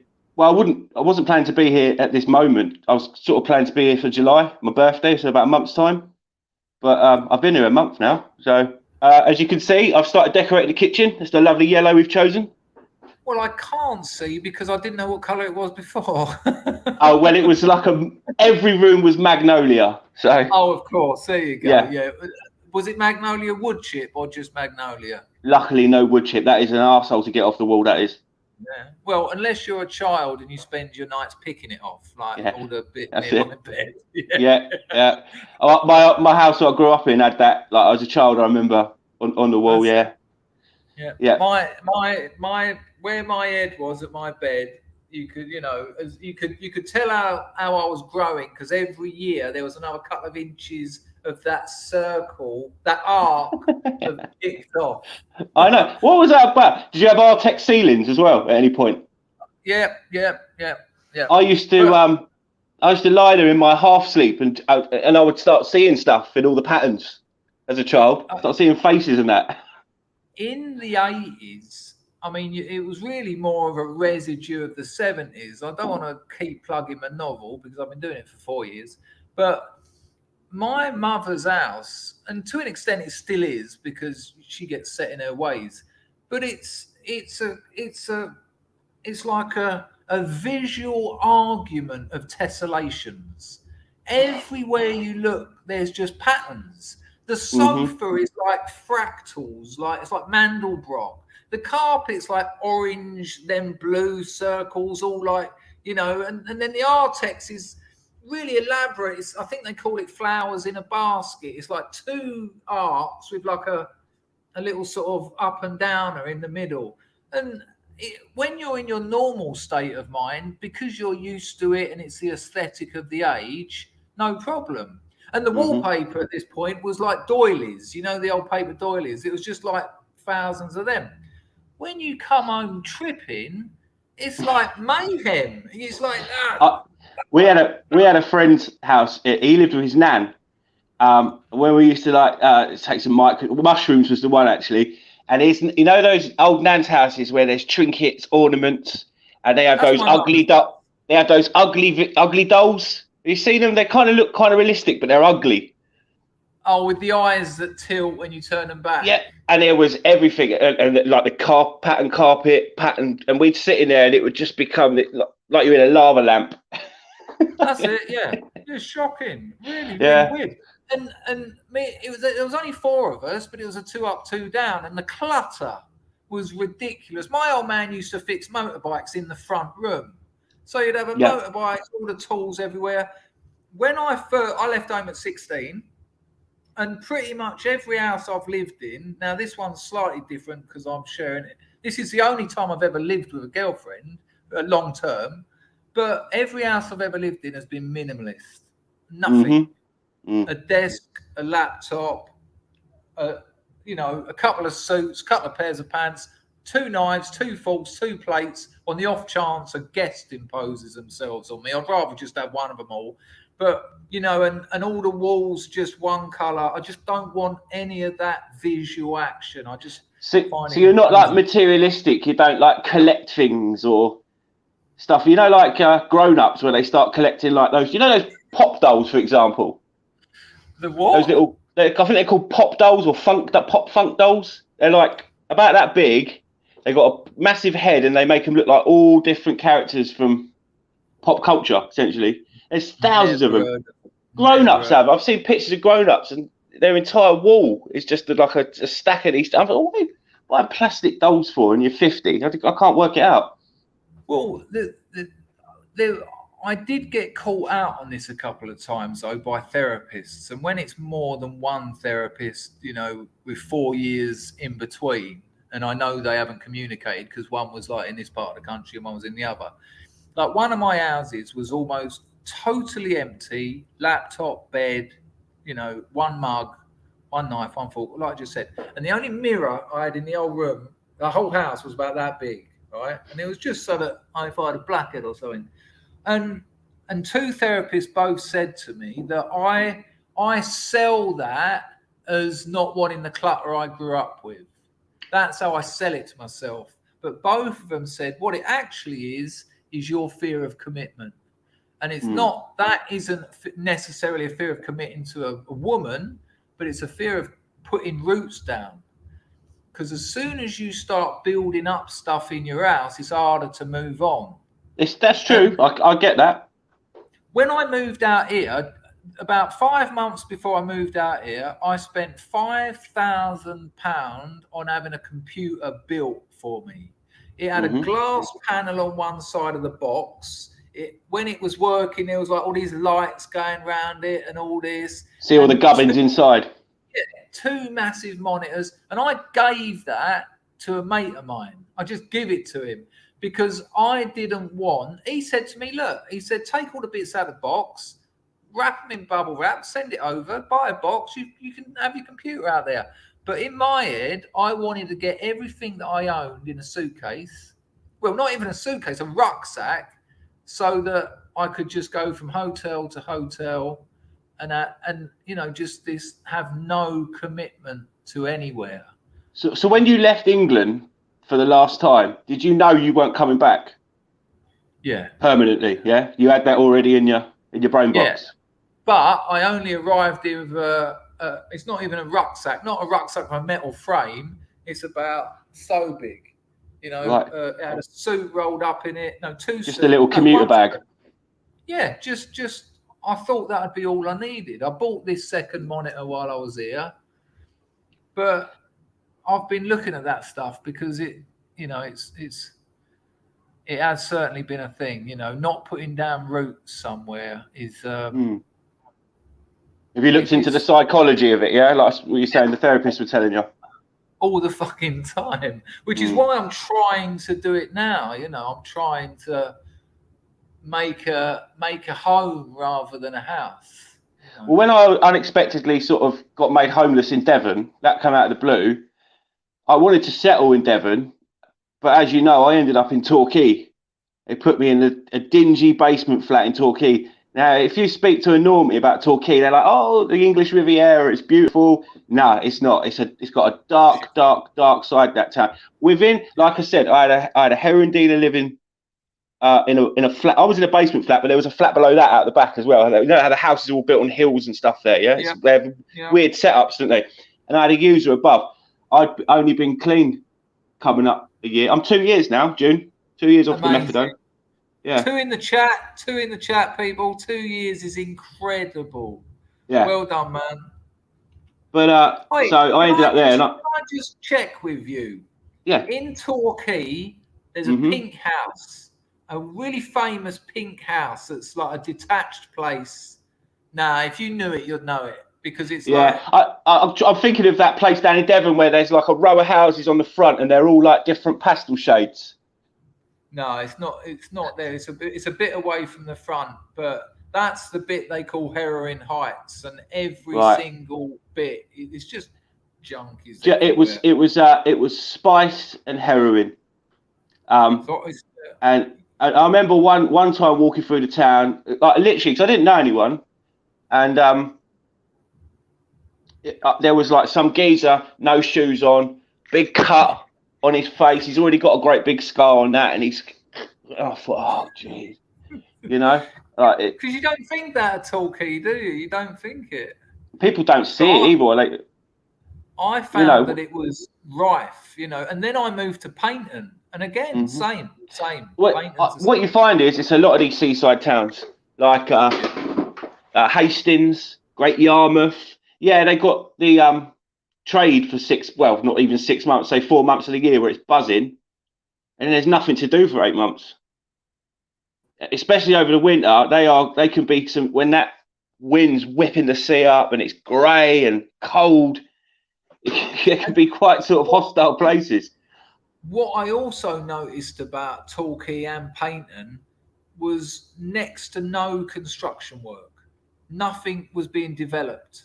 No, I'll tell you what I did notice as well though, loads of empty shops. Loads. Yeah.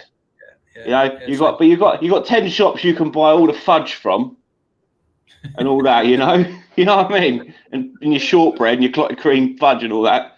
But and then you go down the road and you can score whatever you want off the geezer in the army jacket and the one-eyed dog, you know. Jack, how did you get off the methadone? Did you do it on your own or in a centre? Yeah, I did it on my own. Wow. I come off. They brought me down a mil a week, and towards the end, when I was doing like 4-3 mil, I had to get a little pipette. Yeah, little 10 mil pipette, and I felt pathetic. I had to go into the bathroom to not do it around our kids and that, and just go. I just felt chained. I felt these chains going, you know, where like when you used to have to go there. I don't know if you've ever done the methadone. You have to go there every day. I done that. Yeah, supervised consumption. Yeah. I've done that in my mother's hometown with all her friends in the fucking pharmacy. Well, I was in the hometown, yeah. And sometimes I knew someone, and they'd be there, and they go, "Right, Mr. Benson, if you go in that room," and no one knows what that room's for. That's it. You got to go there, do your thing, and make sure you ain't kept it in your mouth. You spit it in another bottle and that, and sell it. That's what goes on.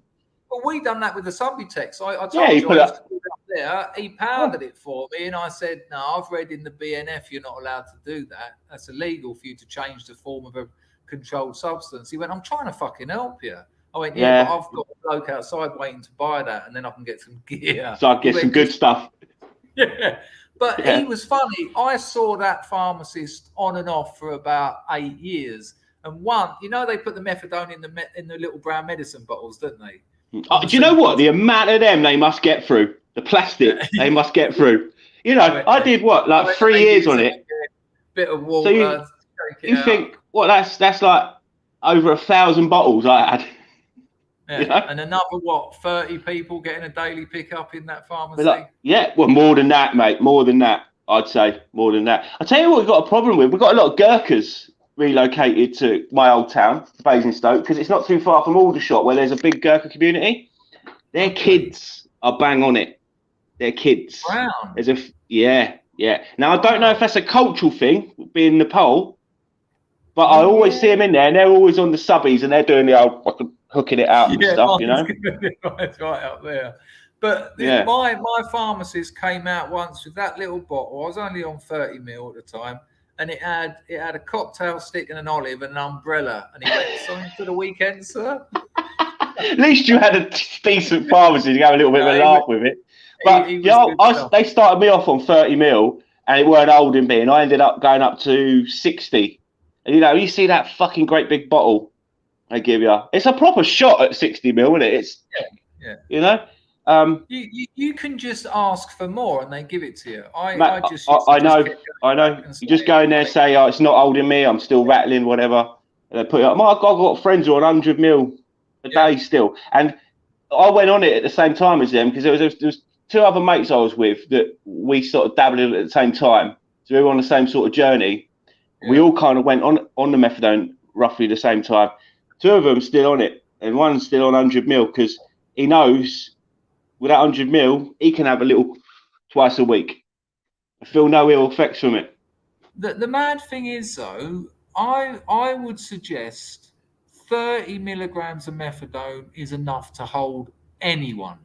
If you give it enough time. But when you say enough time, I reckon you're talking 2 days. It works. You say 2 days on a rattle though is like fucking 2 weeks, isn't it, to a fucking junkie? You know that horrible thing. You know that when you've because I never had like a constant supply of gear. I would sometimes miss a few days, And when you like, so I don't know about you, but heroin always used to make me not be able to sleep. It didn't ever knock me out. I was always the first 2. I'd be up cleaning stuff. I've got I've got an energy from it. You know what I mean? Yeah. It has a totally, like, the stereotype of it is not the reality of it. I would say. Yeah. You do get to a point where you're like you're just talking, and all of a sudden you're like, you do that slow motion thing, back in the room kind of thing. Your eyes go. Well, that's why junkies end up having a couple of diazepam, a bit of a joint, because then you get your gouch on. But yeah, I set up my business when I was using at my worst. You know, I was working 8 hours a day. I was doing driving jobs. People don't understand that you can still function almost at 100% as a human being, but you as long as you get this thing in you. Yeah, because if you don't, you won't function. But you know what I'm saying? When sort of the gears run out and you go into that weird like sleep where it feels like you're asleep for hours and you're having the most vivid fucking dreams and everything. You wake up and you're rattling and only 20 minutes has passed. You're like, for fuck's sake. No, it's all right. It's all right. The first dreams you've had in years, because you don't really dream on the gear, do you? But they're always weird and vivid and like, yeah.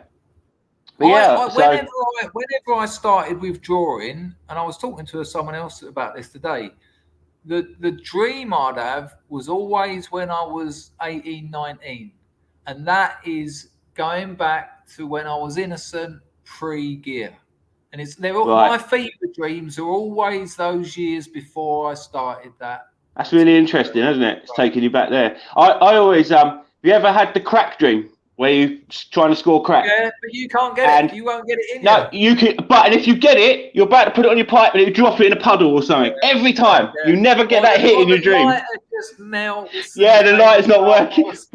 That's so weird what your brain does, isn't it? It's going, look what you could have won. well, Freud sort of, it's a broad stroke, but he says dreams are wish fulfillments. But there's a lot of encrypting that goes on.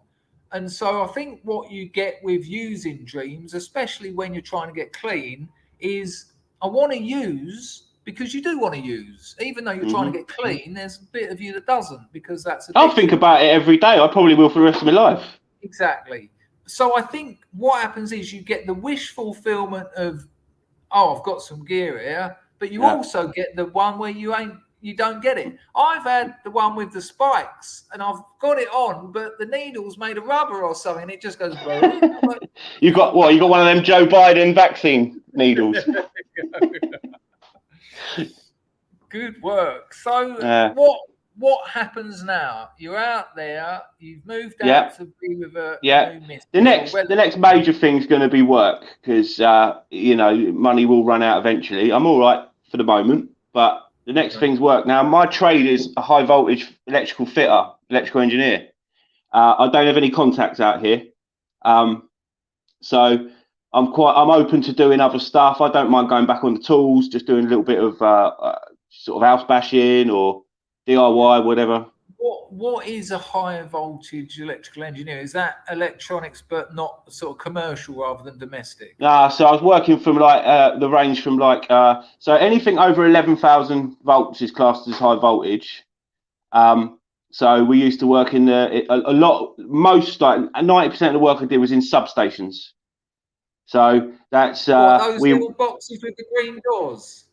No. Well, they are substations, but they're more what they call distribution stations. So that takes it to your house from there, and from that distribution station. Tell us what they are, because we all know them. A little red box with government green doors. What the? Yeah, that's just the distribution box. So that's taking a 240 supply to each of the houses, right? So you'll have like a step down transformer in there, which will convert it from from 415 down to 240, or even 11. You can get transformers that will take it from 11,000 down to 240 volts. But so you've got the grid, right? That's up to the national grid. That's pumping out 4,000 K of 400,000 volts. That is, yeah. And then that goes down to 132. Then you get 66, 33s, and 11s. Right. So the transformer is there, and the transformer is what it soaks, and then it changes the energy, that changes the current flow and that. So I was doing stuff on, like, we do a lot of maintenance on them. So these things were mainly built in the 50s and 60s. So it's all you have to have an imperial set of everything as well. You can't have all metric spanners. Yeah, oh yeah, you've got to have all your inches as well. Your 4/15 of an inch spanner and all that. These weird sort of. Wow. And it was always worth, if you took old bolts and that off, keep them, because they're great, because you can't find them they're not made anymore. Okay. Yeah. So everyone had a van full of spares, bits and odds and sods and that. Jack, to get out of trouble. Those places that I can picture, the most famous one, of course, is where I think the kid goes to get his frisbee, and she goes, "No," and he goes, and it looks like loads of mini pylons in a little fenced-off area. That's a substation, right? Where they have the big bars, the big tubular bars and everything. They're called buzz bars. Yeah. Then you've got isolators, circuit breakers, voltage transformers, and all the gubbins that go with it. So yeah, you have to know your way around it. Like like people always say to me, "Oh, you're a spark," and I'm like, no, because it's the same like principle of electricity, but it's you're not different putting a rules. fuse in a plug. Well, the fuses aren't that big. The fuses are this big. No way. They're great big fucking. And you have to go they're in like porcelain things. You push them in and stuff. And what would be the metal in that? Because it's obviously something that's got to burn out before the system, hasn't it? I'm assuming. I imagine it's probably steel wire in there. Okay, let's have a look at one of these so that people will remember them. I'm thinking, if you can see that's a substation, is it? So, yeah, that's a substation. Hostile working environment. So say I was working in that, right? You didn't need to tell me that. Look at the fucking state of it. Right. So you'd be working in that, and you'd have a place in there, right? Say like that box you see there. Say you're working on that box. Now they would do a demarcation zone, and everything would be turned off, and you'd have earth chains coming down. So if you did get any backfeed or anything, or a lightning strike, say, that comes into the system, it will go down the earth chain. So you're essentially in a Faraday cage that you work in, right? These I don't know if you can see my cursor on the top. They're called droppers. Are they lightning conductors? No, they're called droppers. They're going up to the wires you can see up the top. Yeah. So what do they do? That just takes the energy out. So the energy's coming into that substation. It's doing whatever it needs to do, and then it will go up out of there. And then those big power lines will take it out and distribute it out to industry and like commercial and household. If you're not, I mean, is that kind of working in places like that, is that all government contracts, or are there private businesses have things? Private businesses. So you've got the big energy suppliers, right? So say you've got SSE, Scottish and Southern, EDF, and all that, right? And then they have their in-house people. But what happened with Scottish and Southern Energy, which SSE, right, is they stopped doing the apprenticeship schemes, right? So for a long time. So things had to be put out to tender to private businesses, but they realised that they've got to pay these private businesses so much more than their in-house staff. Yeah, they haven't got enough in-house staff to keep the work going.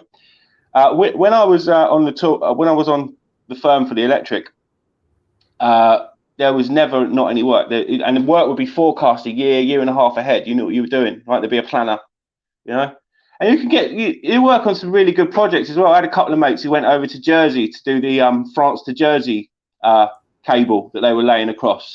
They were working on this specialist boat that was dropping this great that you can't quantify the diameter of the cables. They're like that. They're huge, right? So massive load of insulation on them and everything. But this boat, it's got like a plow, and it plows up the seabed, lays the cable in, then it's got a tool that backfills it and buries it. Wow! All in one hit. Yeah. So those like I've got a few mates who were doing the what do you call it? The fiber optic cable repairs, like that go under the water when they get busted. And that a boat that comes out picks the cable up and it gets fixed on the boat.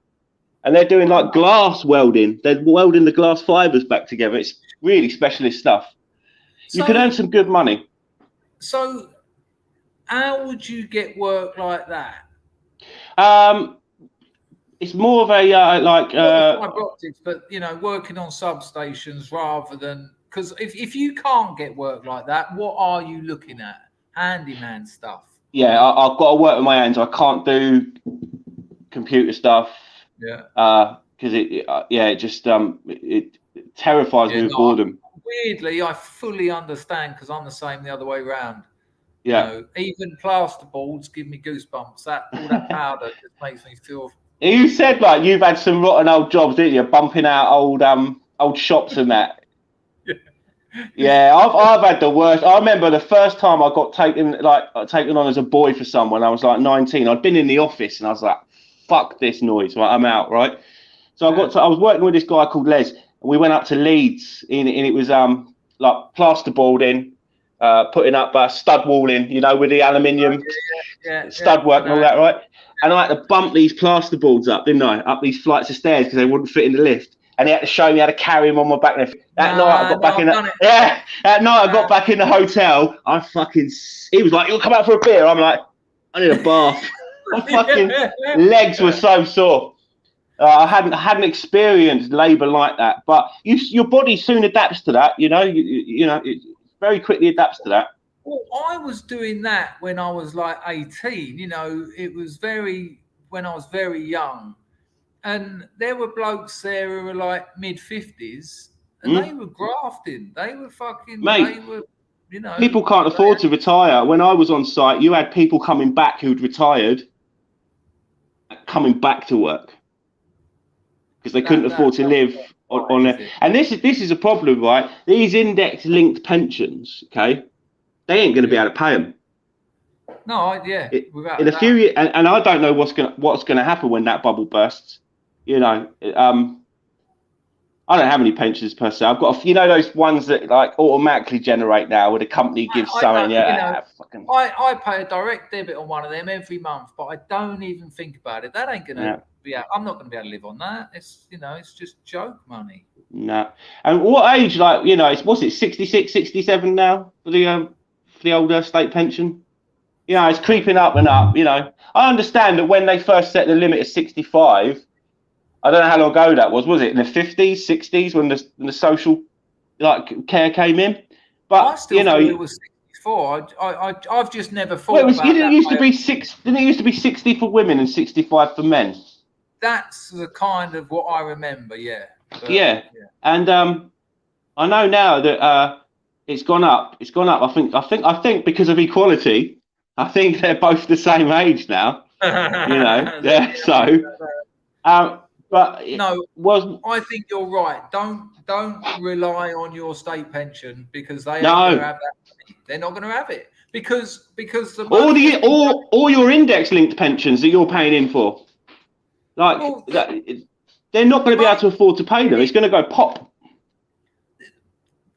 We know where this is going, but if the people putting the money in were the same people taking the money out, it would be all right. But they're just trying to divide. They're cutting the pie too thin because there's other people. Got a dog. Oh my God! Hello. It's Bella. Beautiful little Staffy. Yeah, lovely. She wants to be a starlet.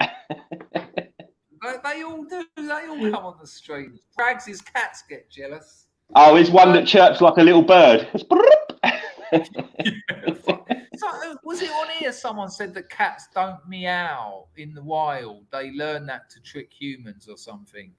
I wouldn't be surprised. I think cats have they play it dumb, but I think they're totally they've manipulated humans. So you think of the freedom a cat has, but you still feed it and give it love and everything, and it saunters off and it goes to the lady down the road and does the same for a sardine, We've got one out there, and she's just had 3 little kittens, and we see them when they were that big, and now they're about that big. And because we give them a bit of food here and there, they've decided to plot up out in our garden. It's quite sweet watching them, though.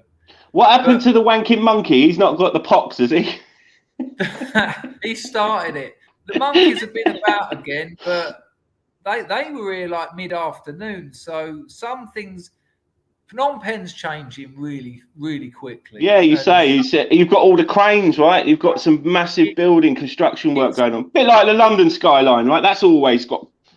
It's flying up. It really is flying up. And I think, you know, their habitat is probably being moved into. They lived on the border of the city, and that as that expands into the provinces, that's where they live. So, you know, they're having to come in and nick food off of humans.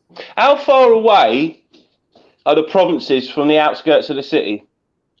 Well, as soon as you know, if I was to drive 15 minutes in one direction, I'll be in a province. Somewhere like Kandal province. You know, it's not a very big city, Phnom Penh. You know, the main road through the middle of the city is like, I think it's just, I don't, because so you have that mad contrast of opulence and peasantry, like right next door to each other.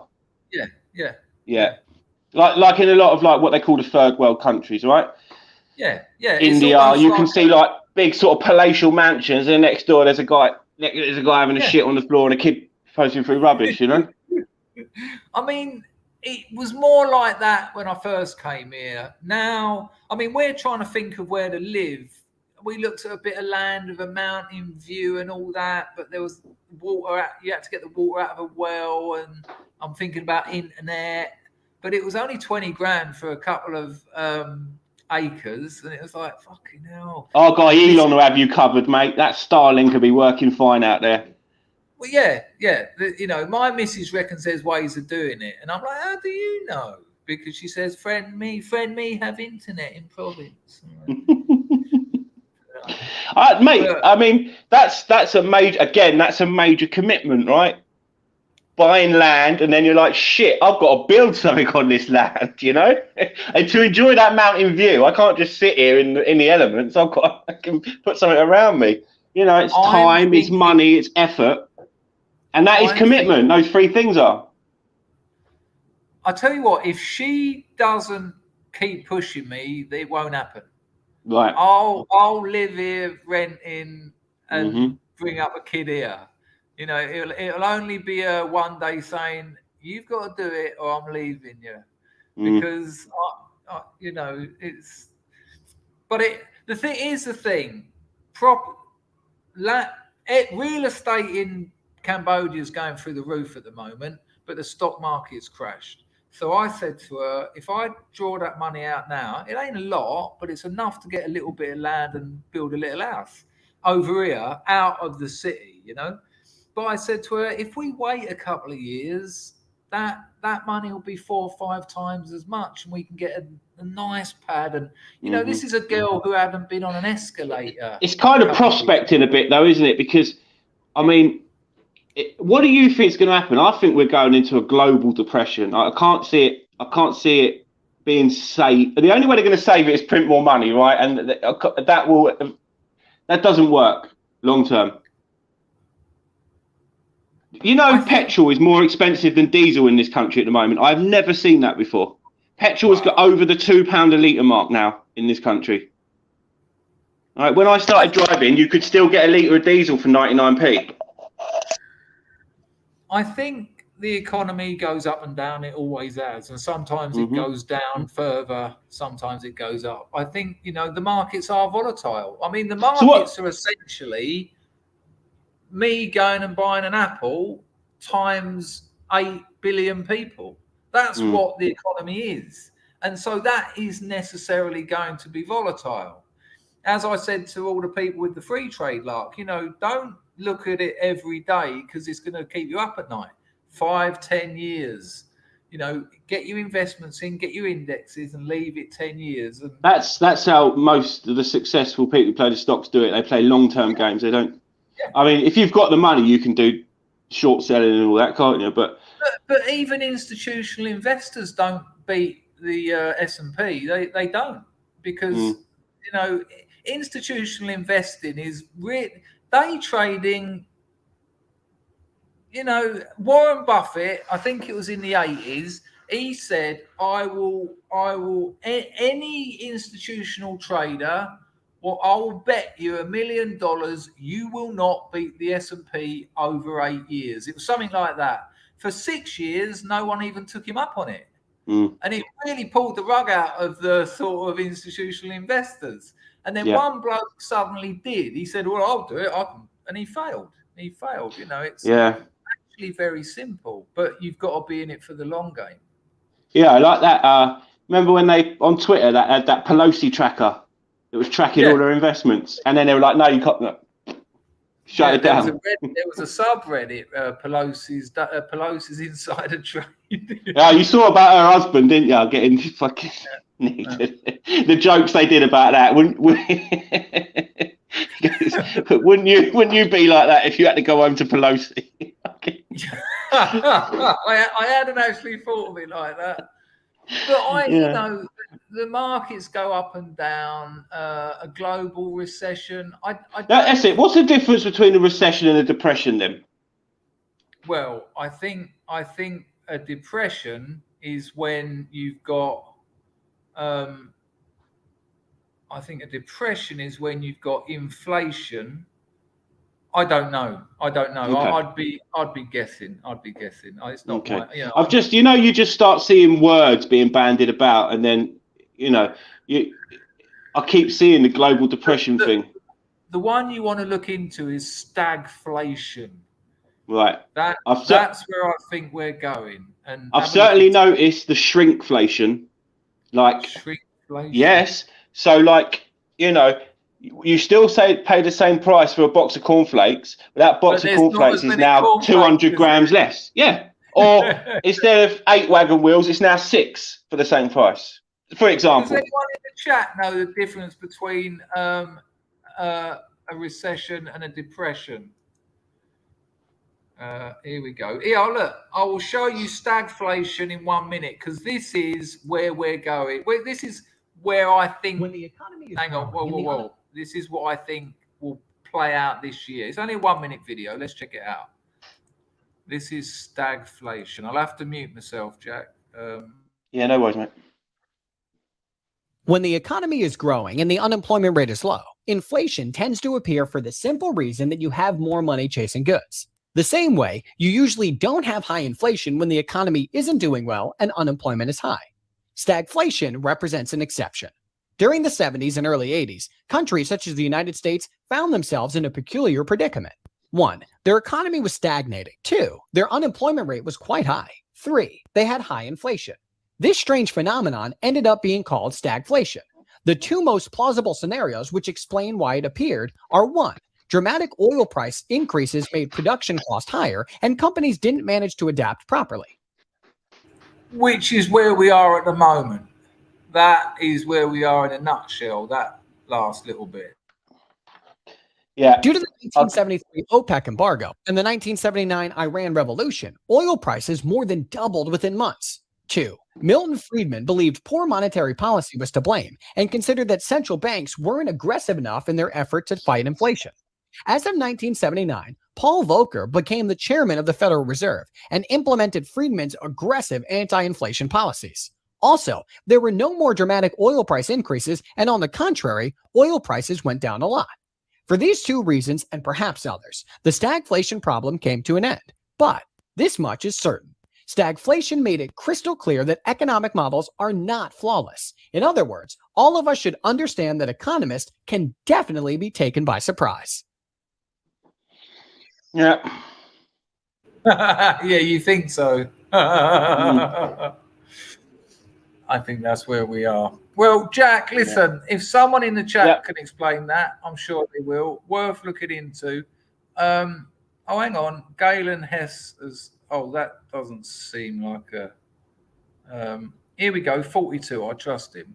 Recession is economic downturn for 3 to 8 quarters in a row. After 2 years, it's depression. Oh, okay, so recession is just a protracted... It's on a time, Yeah.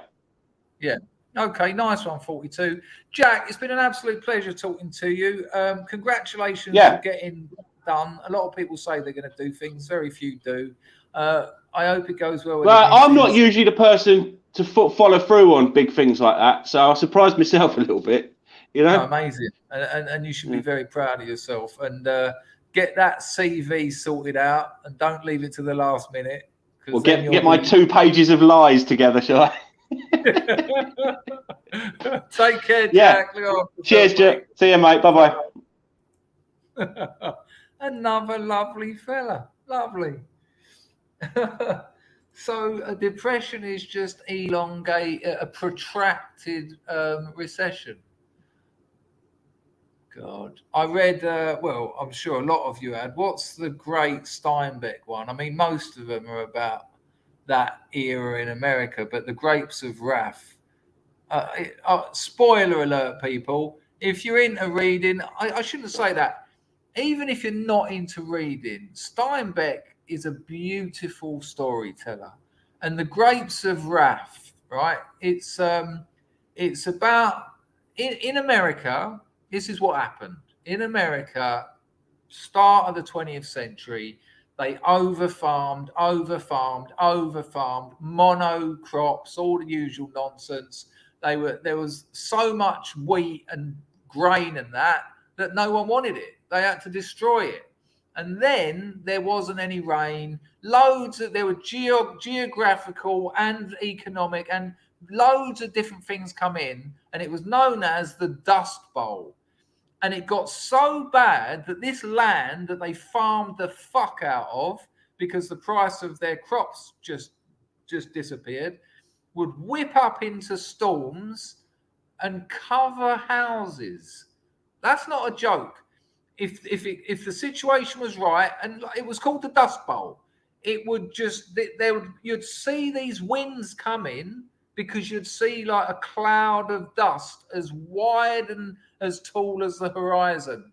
And when it finished, when that dust storm finished, some people's houses, the chimney was sticking out the top of the dust and they had to dig themselves out. This happened.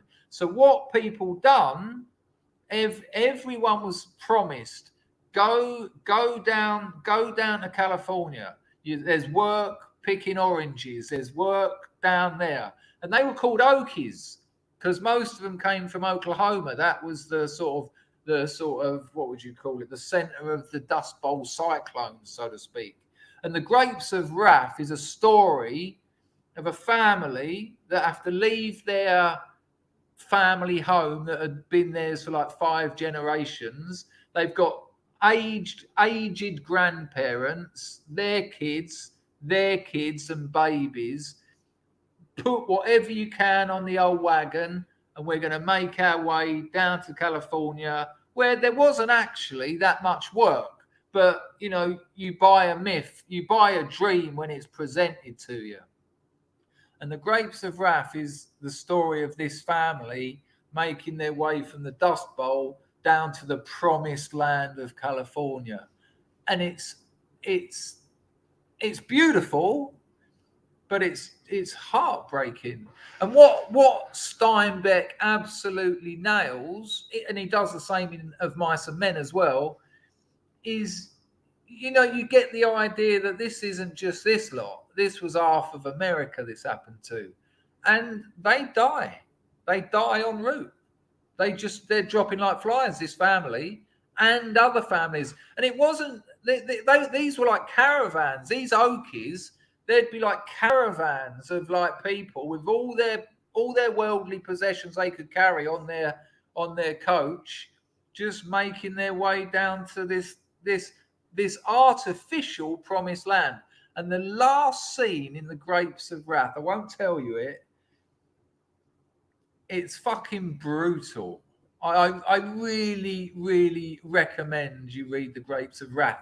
Give you a real good idea about, what happened in America in those times, and much the same of Mice and Men. I know that Steinbeck is regarded as a great American author, but I actually think he's underrated, which sounds like a weird thing, you know. He's because they teach him in schools. He's got a bit of a bad rep, but he's a fantastic storyteller. You know, you'll sit down and think, oh, I'll just read a bit of The Grapes of Wrath, and then 5 hours have gone. And it's the sort of book, you know, anyone, I've got my dirty secret. I read Jack Reacher. I like Lee Childs, right? And it's not literary. It's fucking shit. But it's page turning stuff, you know, and it's written deliberately like that. Lee Childs is a commercial author who wants to make money. So he wants you to not be able to put it down.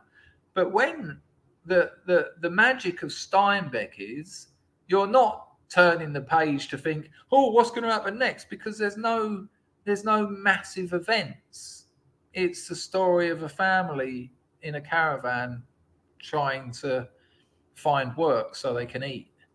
But you just don't want to go to bed because it's just so engaging.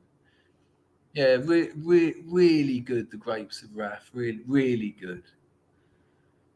You know, I tell you why I'm getting a bit emotional about the great. As I've said on this channel many times, most of my writer friends, and I've got a few, and some of them are very successful, but nearly all, actually, I'm thinking of them all now, they all came from literary families. Their parents had hundreds of books.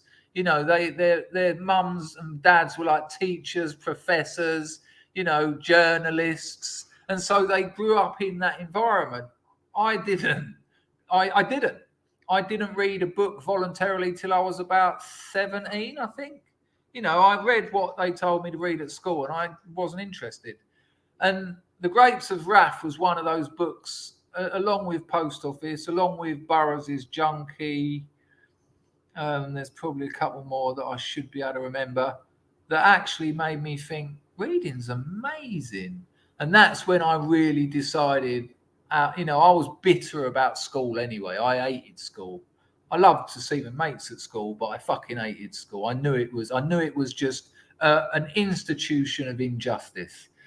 And I really was angry that they put me off reading, because I lost years of reading. And you know, if I was you know, when my mum and dad used to read me fairy stories, I used to carry my fairy story book around with me as a kid instead of a rag. That I had a comfort book.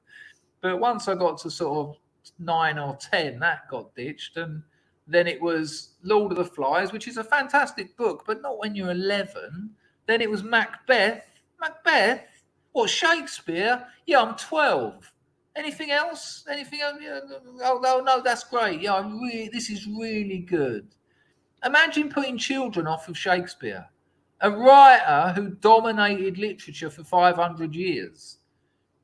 That's quite a good writer. That's a sign of a relatively good writer. Dominated literature for fucking centuries. And they managed to make you hate him. Well done. Well done, Rockefeller. You really done well with state education. Yeah, but Joshua, that isn't an accident. It's not an accident. They don't want you reading. They don't want you reading because it's an incredible way, you know. So you take a 40-year-old person. They've lived 40 years. They've had all their experiences. They've had all the wisdom, all their learning, everything.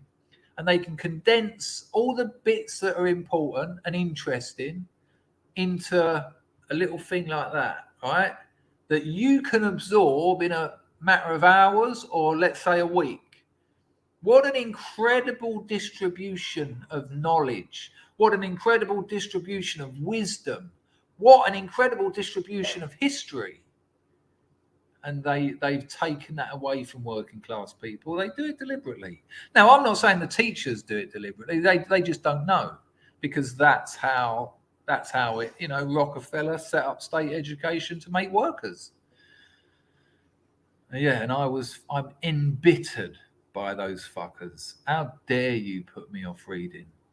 And I, you know, I'm just glad that, weirdly, because I got into drugs, I haven't got a lot of good things to say about drugs, but because I wanted to know what I was doing, I did read The Doors of Perception and loved it, and then read Chrome Yellow and loved it, and then read Brave New World, and then to Wigan Pier and Post Office and all the other ones I've told you about. And thank fuck. Oh, I'm getting very angry now. Right, let's get someone else in. Lovely to talk to Jack. I do love a call-in show. I think I might have missed a couple of donations. I've done Ashley in the Desert, done that. Oh, just the one. The grift has been awful, to be honest with you. How long have I been going for? 2 hours. Hang on, no, I did miss one from Mrs. Me in it. Hello, Mrs. Me in it. Hello, Flammadiddler. Hello, RMF. Hello, Plastic African. Hello, Woodlander. Hello, Galen. Willow. Marzipan. I'll pop the link in, but let me find, if you pop in and I bring you in, just have a little bit of patience. Hello, Manny Moo. It was also over farming. It was many different things, John. It wasn't just the drought. You know, it was many different things that caused it. It wasn't just the drought. You know, I live in a country that doesn't have any water for like 9 months of the year, and we don't have the dust apocalypse here. But yeah, the drought without a doubt had a lot to do with it. Hello 622. Hello Free Client. Hello Moral Outrage Prophet. Dust Devils. Old Man and the Sea is a beautiful book. Good call, Marzipan. I thought Old Man and the Sea was Hemingway, wasn't it? Who wrote Old Man and the Sea? It's a bit embarrassing. It's Ernest Hemingway, Old Man and the Sea. Cracking book. What a very simple message and beautifully told. No, the Old Man and the Sea is great. It's another one of the, you know, the thing I like about Old Man and the Sea is the thing I like about The Sun Also Rises, another Hemingway novel. It was part of that Bukowskian thing of you can write novels that don't have plots.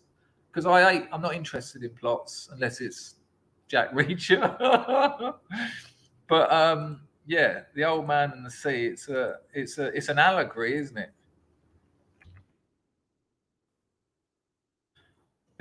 I've just put the link in the chat. Where is Mrs. Me in its donatiato?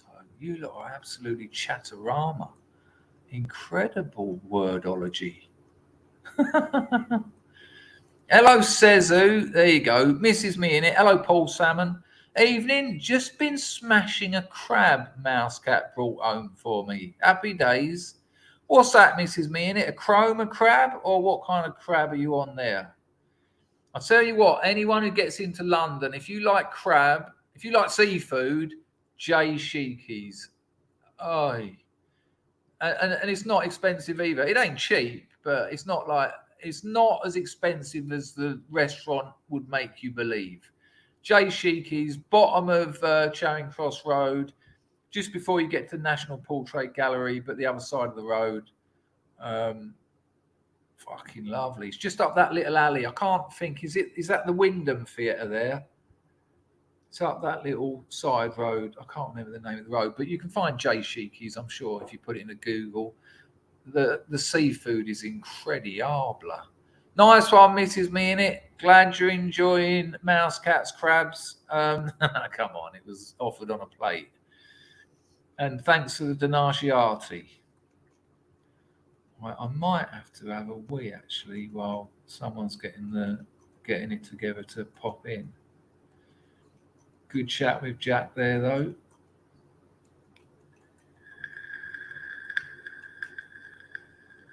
Hello, Colonel Custard. Good to see you. BC says, mate, you need to do more drug stories and stuff. Oi, BC, in the description of this video, you'll find my Substack. My Substack is written work I've done, which is largely drug stories and stuff.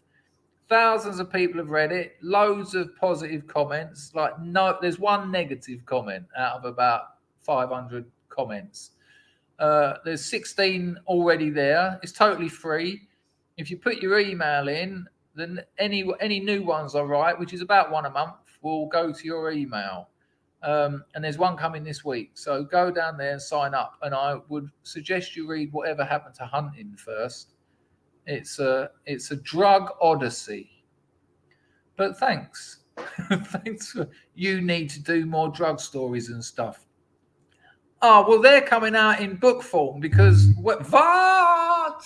Because when I told them, I was just improvising, and about 50% of the story didn't get in there.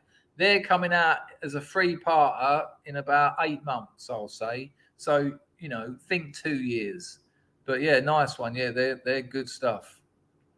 Have you seen the Crack Gnome story? But if you like the Crack Diaries, you'll love the Substacks. Seriously, I reckon you will. Anglo, Chris, have you read anything by Con Igulladon? He's brilliant. No, don't even know the name. Let's have a look at him.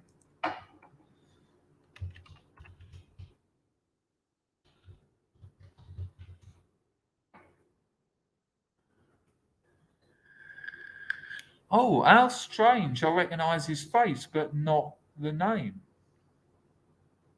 Historical fiction. Doesn't sound like my cup of tea, but the Emperor series and the Conqueror series.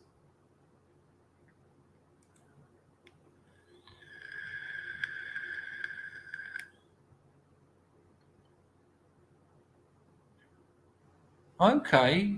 Well, I'm not reading anything at the moment because I'm writing and I'm desperate to get my head around the book Baz has ordered. But if I read anything at the moment and I like it, my writing style suddenly changes. Nice one on the donation, Anglo. You've been holding it together very generously and frequently and regularly, and any more of those kinds of words you can think of lately. And it's, as you know, Machato Kprashinikatati. Is Rollo in? Yes, Galen. That's an excellent point. There you go.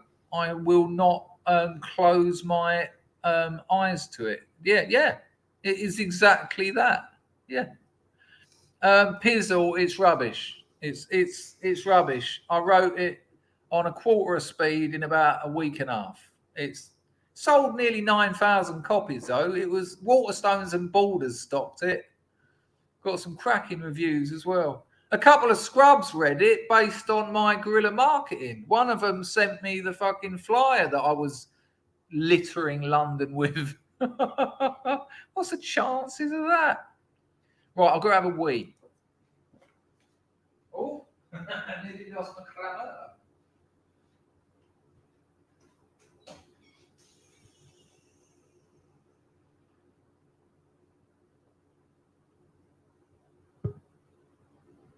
I could just hear that someone's popped in.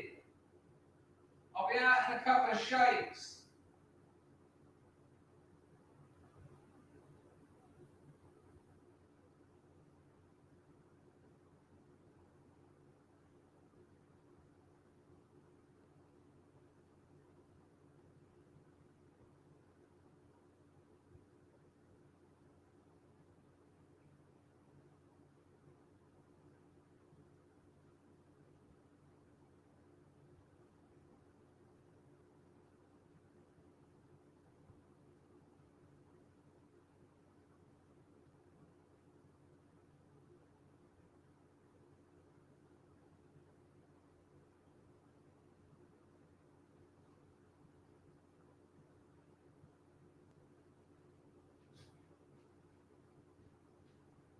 My God, that's ginormous.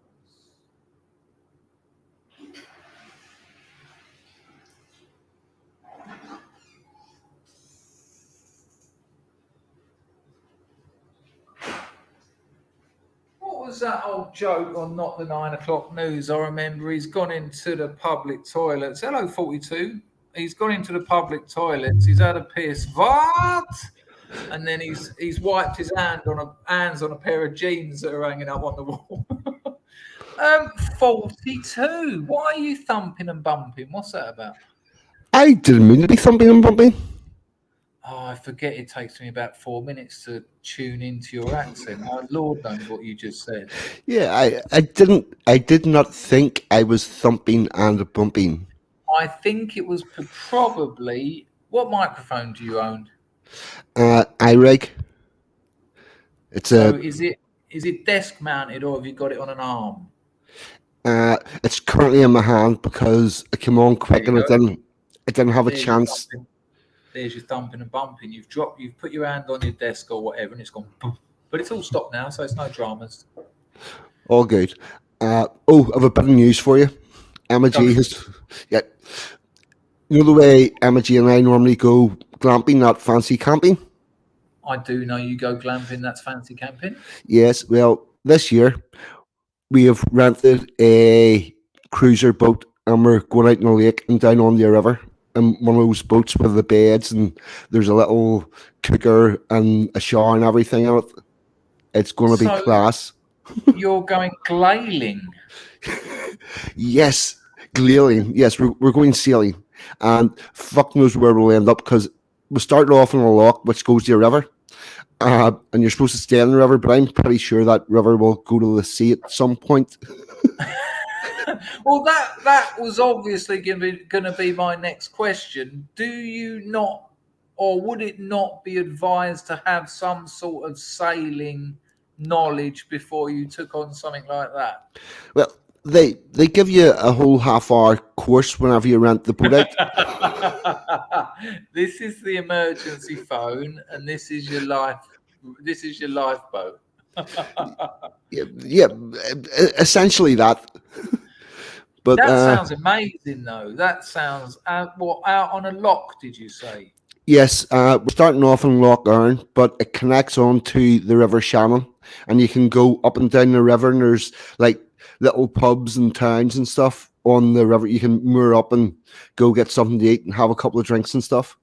This sounds gorgeous. How can I get something on the screen that people can see to get an idea of what you're talking about? Right. Without stopping your exact journey. What would the boat be called? Or, you know. What is it? Question. It's a...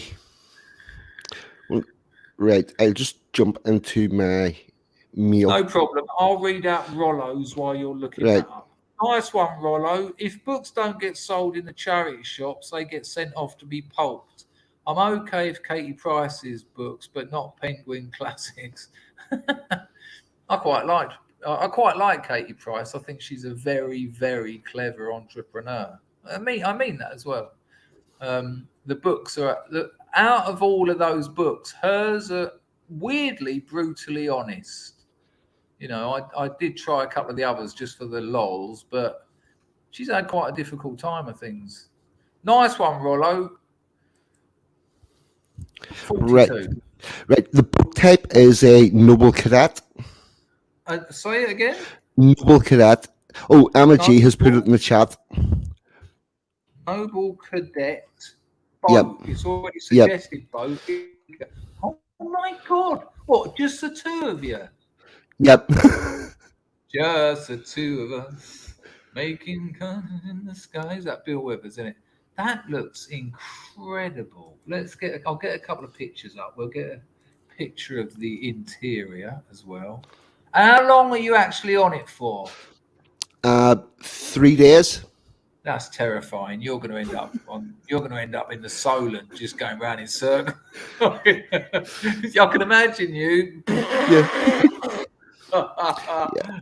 Yeah, I can see us rocking up in the Isle of Man.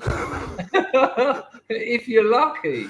Oh, it's nice though. Hang on, let me get a couple more pictures. Oh, this picture's got a bottle of bubbly and some glasses as well. So why this is upscale from glamping though, isn't it? You've whose idea was the glamping, yours or Emma's? Come on, don't pretend it was hers. No, I think it was hers. I want to have a romantic holiday, and you said there's a tent in the attic. No, I'll tell you what happened. We would have went to hotels, and then whenever the pandemic happened, the price of hotels doubled because they had to reduce the amount of people, and that's whenever we went on our first glamp, and then we found increasingly nice glamping places to go to, but we seem to have been to all the places that we can explore in the country. So we've Okay. detoured into the water. I think that's an excellent idea. Yeah, I will show the Scrubs some photos. I've got a couple of interior shots and an exterior. So I'm imagining this is your bed. I don't know, maybe there's a bit that pulls out in the middle like a caravan. Yeah, there's an infill. Yeah, that's the infill. You've been doing your research, haven't you? You didn't know what an infill was 2 weeks ago, did you? Let's be honest. Look at that, people. Sure. Oh, where is it? So that's a bit of the interior. You're going to have to learn some new positions, 42. Darling, can we do the reversed Y tonight? Right, so there's a bit of the interior. We've got a bit more of the interior here. Look at where old 42's going to be sitting.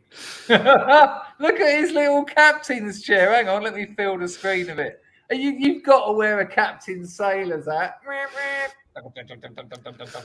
Oh yes, gonna have to find one of those. Yeah, no, 100%. 100%. No, look at that. Emma, make sure he dresses up as a sailor. Make sure he dresses up as Jack. What's it from the Johnny Depp thing? I can't remember what it's called off the top of my head. Pirates of the Caribbean. 42 of the Caribbean. Amazing. Emma G said we'll have to think what we need to bring on the boat, and I said lots and lots of rum. Yeah, absolutely. Look at that. There's a noble cadet, Manor House Marine. That's an amazing idea. But serious question, though, 42. Serious question. I mean, we did. It was the obvious joke at the beginning, but what happens if you do drift into areas you're not meant to? You know. Well, it can't be that hard. We've actually been on this lake before on a wee, very small boat, and there's buoys all over the place, and you have to stay to one side of the buoys to avoid the shallow water. But we're going to go further and into the river that feeds it and just tootle along. What's the worst that could happen? Well, I got quite worried when you said there's loads of boys around. I mean, you know. Vespacek's parents have got a boat like that, but he reckons they're going to outlive him, so it'll never be his. Mate, did you win it on Bullseye in the 80s, 42, or is it a rent?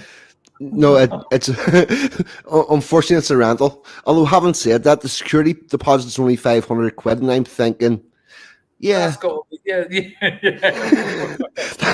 make sure you load more petrol, whatever it is, on board. So you know they probably make sure there's not enough for you to do the off with it. But if you, we just know they're barrels of liquor. Fuck off with it. Incredible idea for an holiday. That'll be beautiful. I mean, what's the chances of getting good weather? At the time of year we're going July, so that's the height of our summer. So you've probably got about 15-20% chance of good weather. I knew you were going to say it. Yeah. I knew you were going to say it. Jack London, who has just moved over, didn't realise he was living in the English Riviera before coming over to our liquid sunshine. Well, that was my old man's. There used to be an advert that used to run on telly, like from the Irish. I always make mistakes. From the Northern Irish Tourist Board, and it would always be. No, it was actually the Irish Tourist Board. Yeah. It was, and it was like, Green Island, beautiful green. And my old man go, yeah, it's green because it's always fucking raining. That was all he said. But that does look beautiful, though. Sorry, I'm still looking at it. There's a video on YouTube somewhere. This man has the hardest job in the world. Northern Ireland Tourist Board in the 1970s.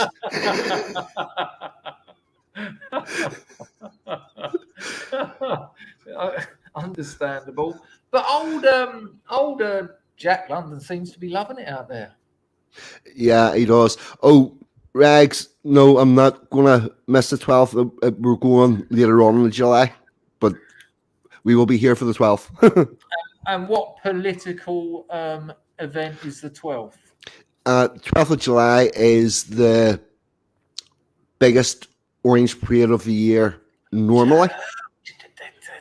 Right.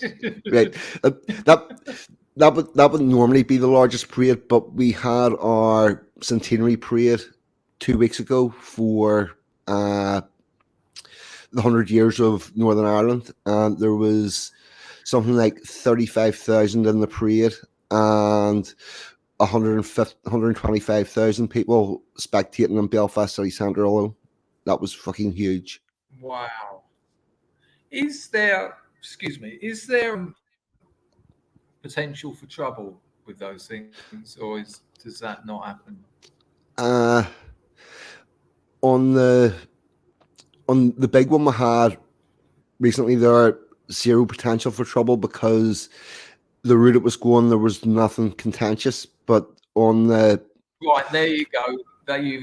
Because that's what I remember from being a youngster. That all the hoo-ha was about. They wanted to do this route, or like, no, you ain't coming through here, and all that sort of thing. So okay, that makes sense. You see, all these routes are minimum 150 years old.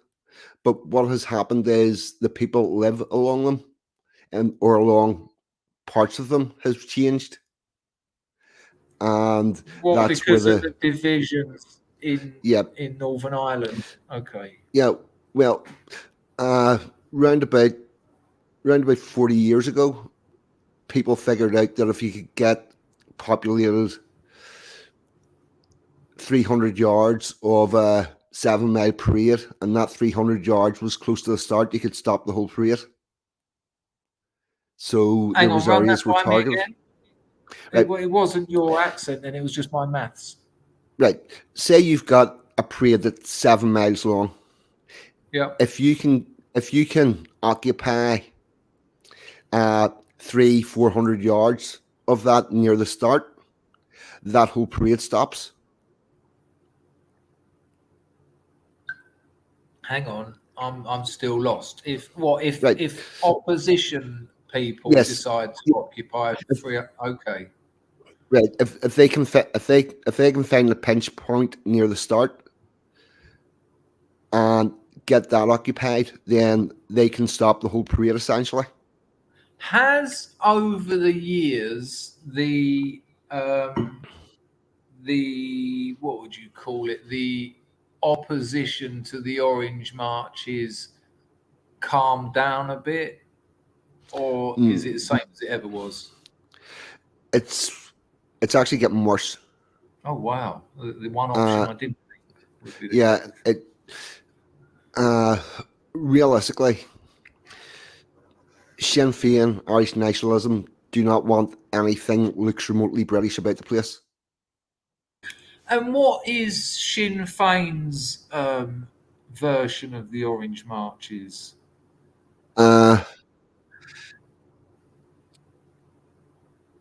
They have a anti-internment march, and internment was something that happened during the 70s where they would round up people from both sides that they thought were potential troublemakers and put them in jail without having convicted them, just to take them off the street.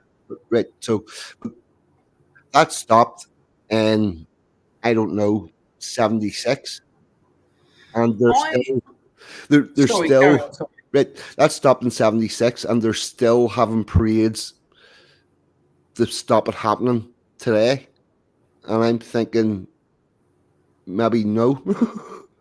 I mean, I knew that Mr. McGuinness and co. I knew they were communists in the early days. You know, when they were young men, and I knew enough about it to know they were communists. But I think you told me a bit. I think Rags told me a bit, and Rags sent me so many videos that I watched for a while. I've been blown away to find out that Sinn Féin are essentially a social justice political movement. They're all about the pride and the trans and all that stuff. Yes, they very much are. They're very progressive, and they also the one thing they're not. The one thing they're not is Irish nationalists. Right, yeah. Yeah, like the Scottish Yeah, nationalists aren't. exactly the same. It's pretty much like the Scottish Nationalist Party took the Sinn Féin blueprint.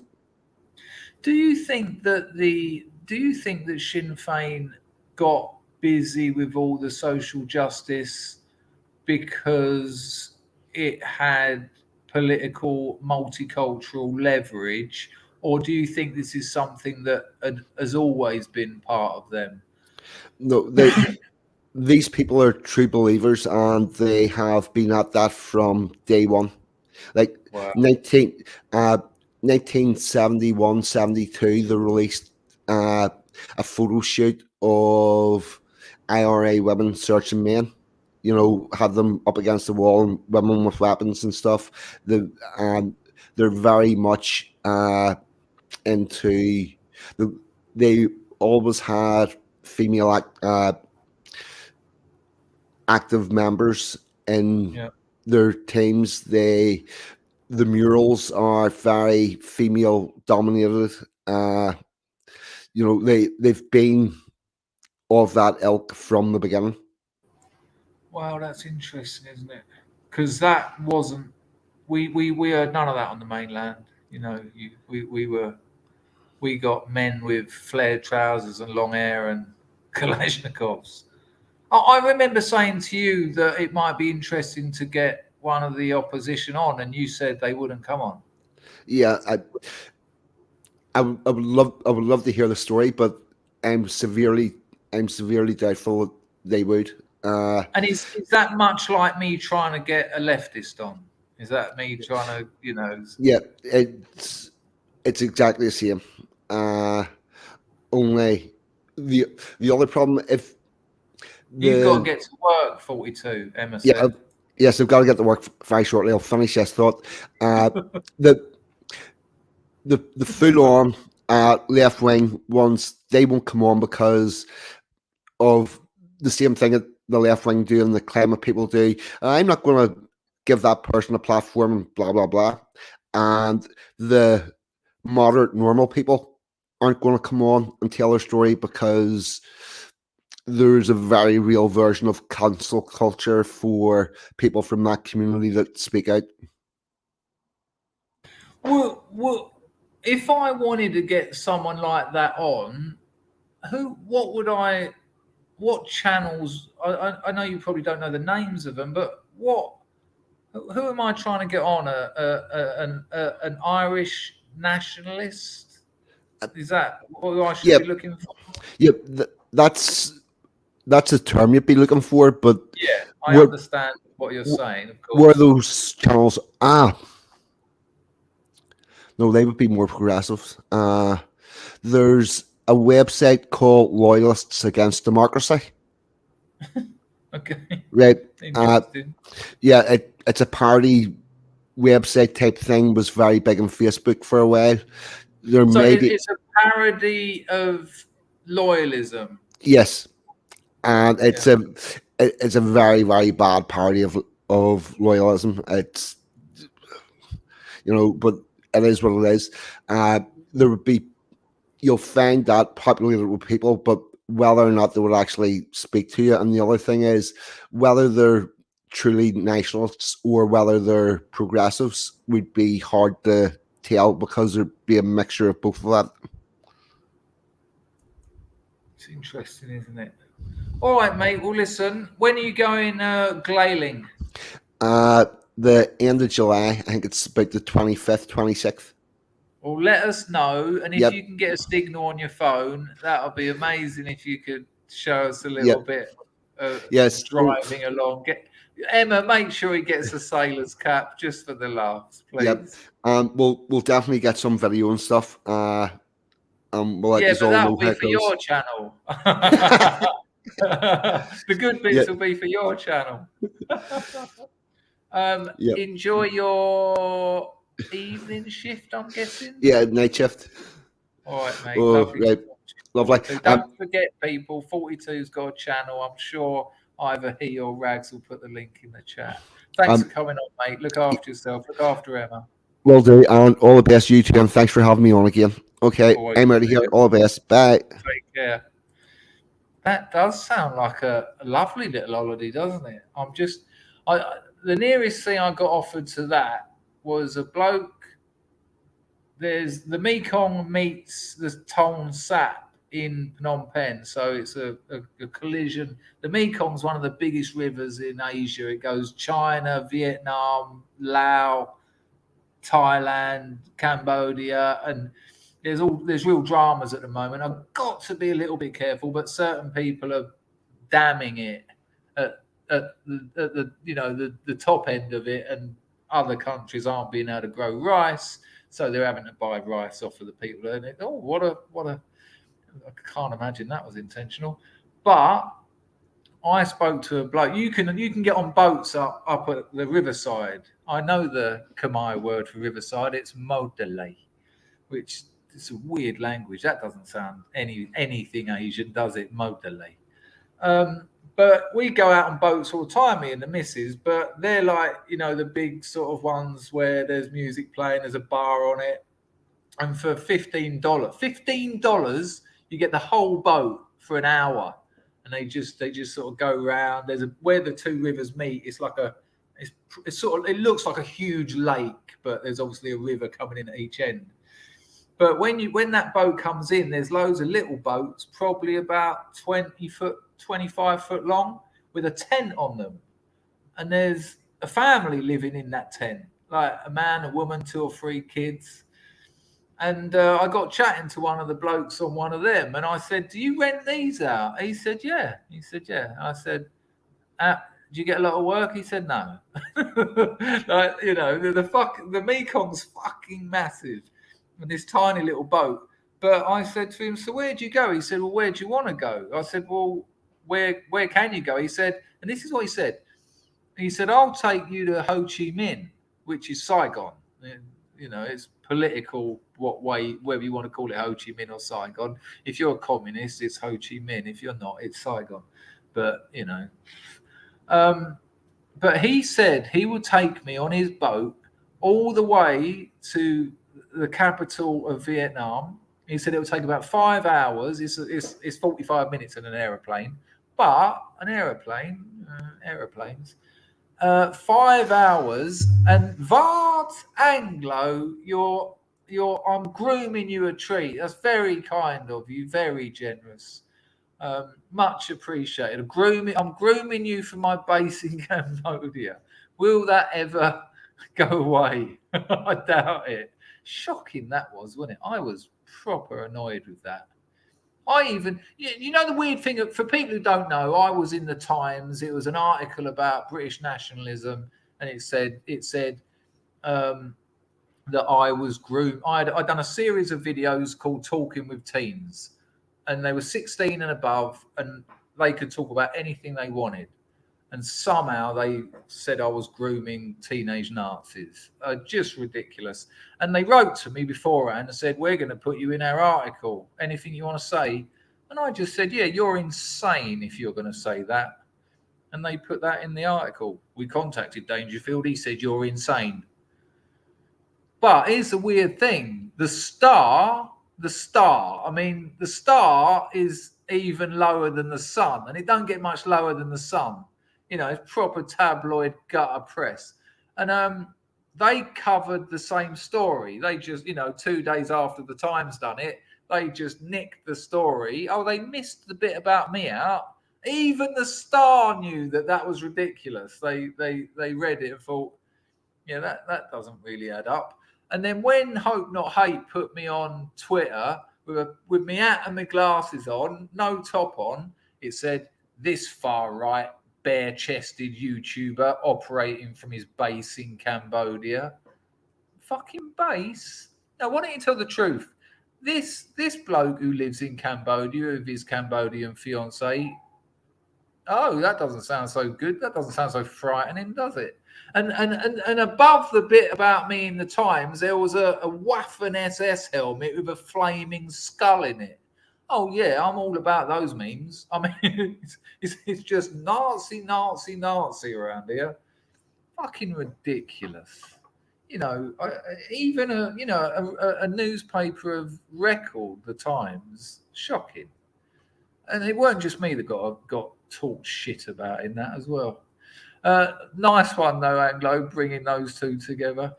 And even on that Hope Not Hate thing, 70,000 followers, 4 comments. All of them said, yeah, you might want to go and watch his channel because you've got this wrong. Anyway, thank you, Anglo. This bloke on the boat, he said he'll take me all the way to Vietnam. And he said, we'll go through floating villages, because there's loads of them in Cambodia and Vietnam, villages that they're floating. They just built their homes on water. Floating markets. And I've looked at it on Google Earth, and it's proper My Apocalypse Now fantasy, where it goes through bits where people haven't been before, really. And, you know, the river gets a little bit smaller. And he said, we'll be pulling red snapper and stuff out of the water, and we'll be cooking you them up on deck. And I was thinking, this sounds amazing. I said, how much? $50. $50 to get a boat from Phnom Penh to Saigon. Now, here's a thing that I've really noticed about Southeast Asia. When I first started going to Thailand and spending time with ladies of easy leisure, when I see the fruit stalls, I was amazed. You'd go over to them, you'd go, oh, do us a bit of watermelon, do us a bit of pineapple, I'll have some papaya and a bit of that dragon fruit. And they chop up all this fruit, chuck it in a bag for you. And in those days, going back like 15 years, for all that fruit, you'd pay about £1.50. And it was amazing, fresh, and it's all sat in ice.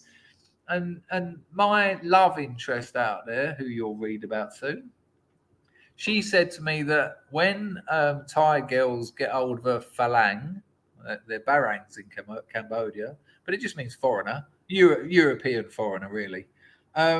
They said that when they buy fruit, the Thai girls are embarrassed because they come from Isan.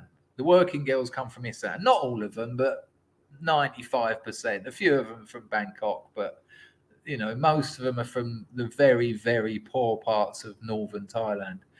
And they grew up eating that stuff from trees in their garden. They don't want to eat mangoes and papaya and pineapple. It's like they want you to take them to get the lobsters and the tiger prawns that are like that. And when she was saying, no, they're embarrassed when you do that because they think it shows that you're skint. And I was thinking, no, it shows that I'm not skint because it's really lovely and it's £1.50. And when I said to my missus, so, you know, this is going back a few years, I said to her, listen, we can get a boat to Vietnam and it's $50. And of course, she thought it was one of the big boats with the, you know the ones I mean, they've got like 20 rows of seats and the sound system and there's 2 decks.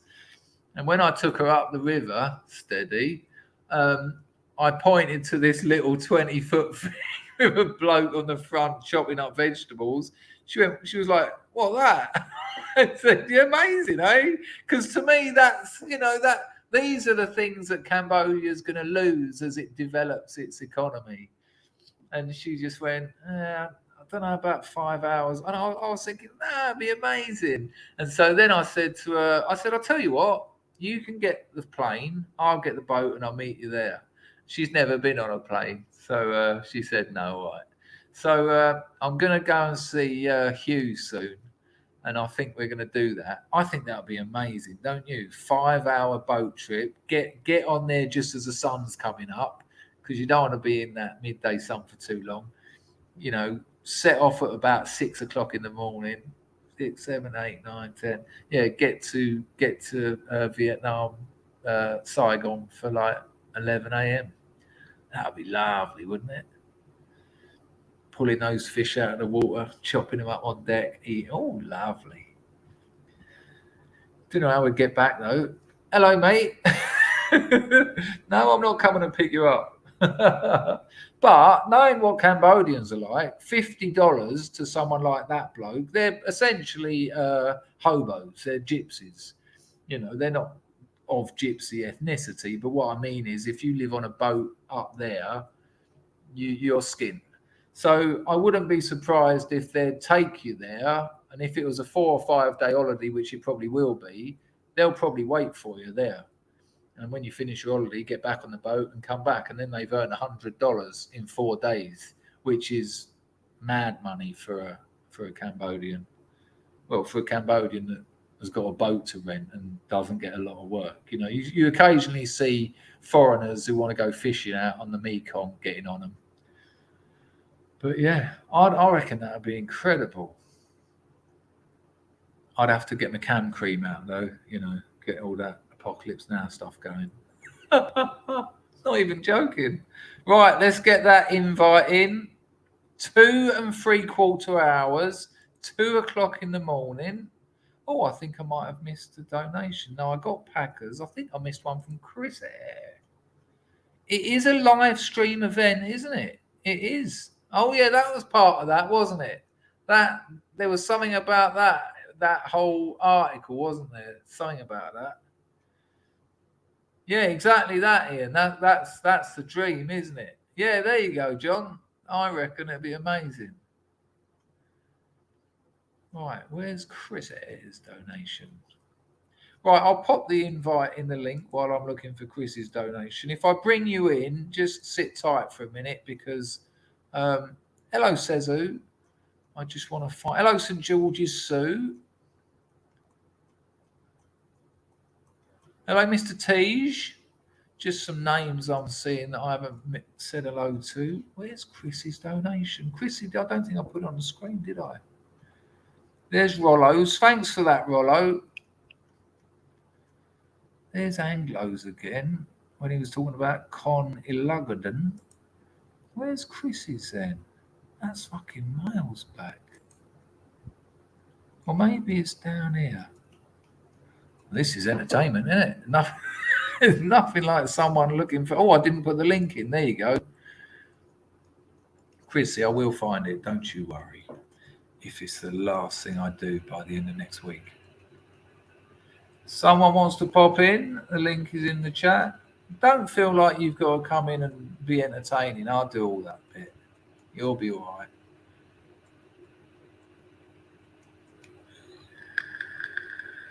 There are, Sezu. There's a regular scrub called Ted, and he comes in.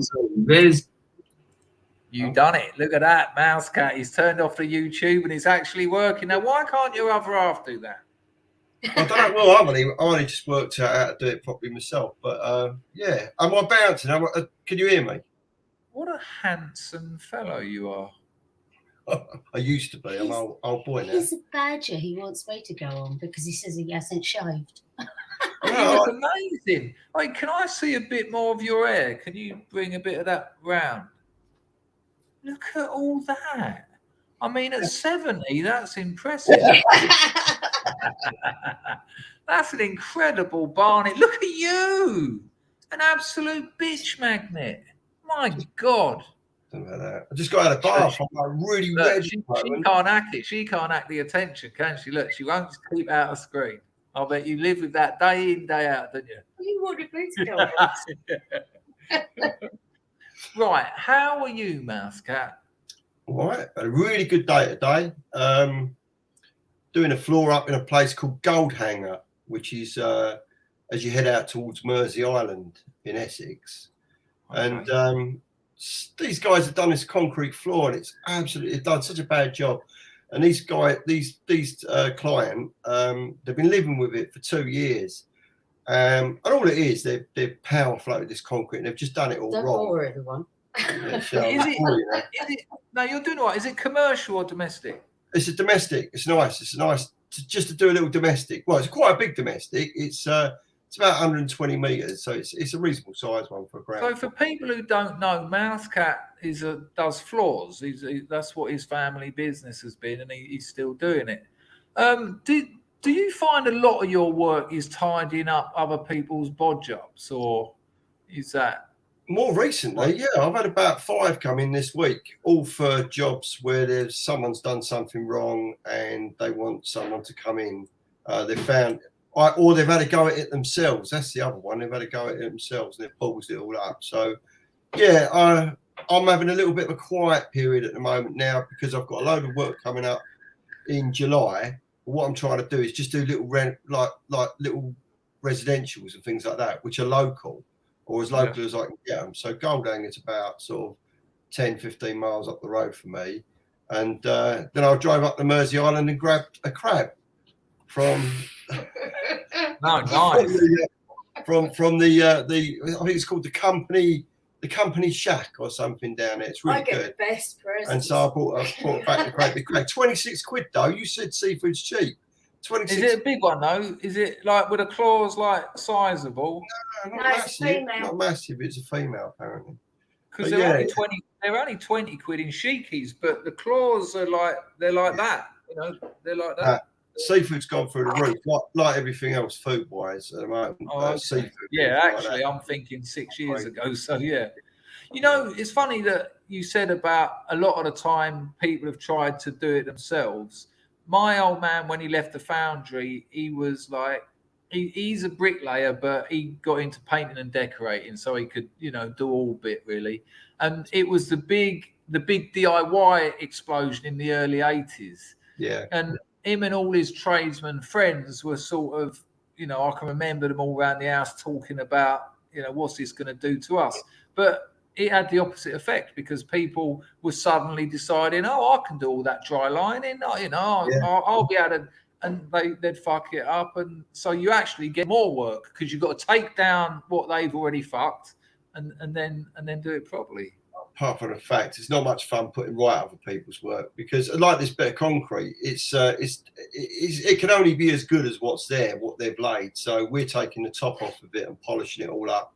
But it's coming out, you know, like sometimes, because I've given them no expectations of like this is going to be really great. I just said it will be better. We did a small sample in a boiler room that they had, and I said we can get it sort of like that. And they said no, that'd be fantastic. It's actually come out a damn sight better than what I thought it was going to. So now, like today, I've broken the back of the job. I'm sort of 3/4 the way through. I could finish it tomorrow, but I'll probably drag it out till Friday and have a really nice, easy day Friday, and probably go up with my lads up to Mersey and buy them all fish and chips up there, and then we'll come back.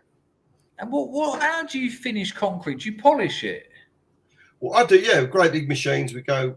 It's like sanding. Like let's say like you're sanding, but it's a lot more aggressive with diamonds and stuff like that. Industrial diamonds.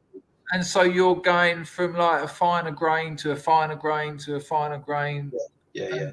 Heavy grits to really fine grits, and then polishing it up to anything up to what you call 1,500 or 3,000 grit. Really shiny. And then you seal it all up, and that's it. You have to seal it because otherwise it's like a sponge. It takes in all stains and stuff. But yeah.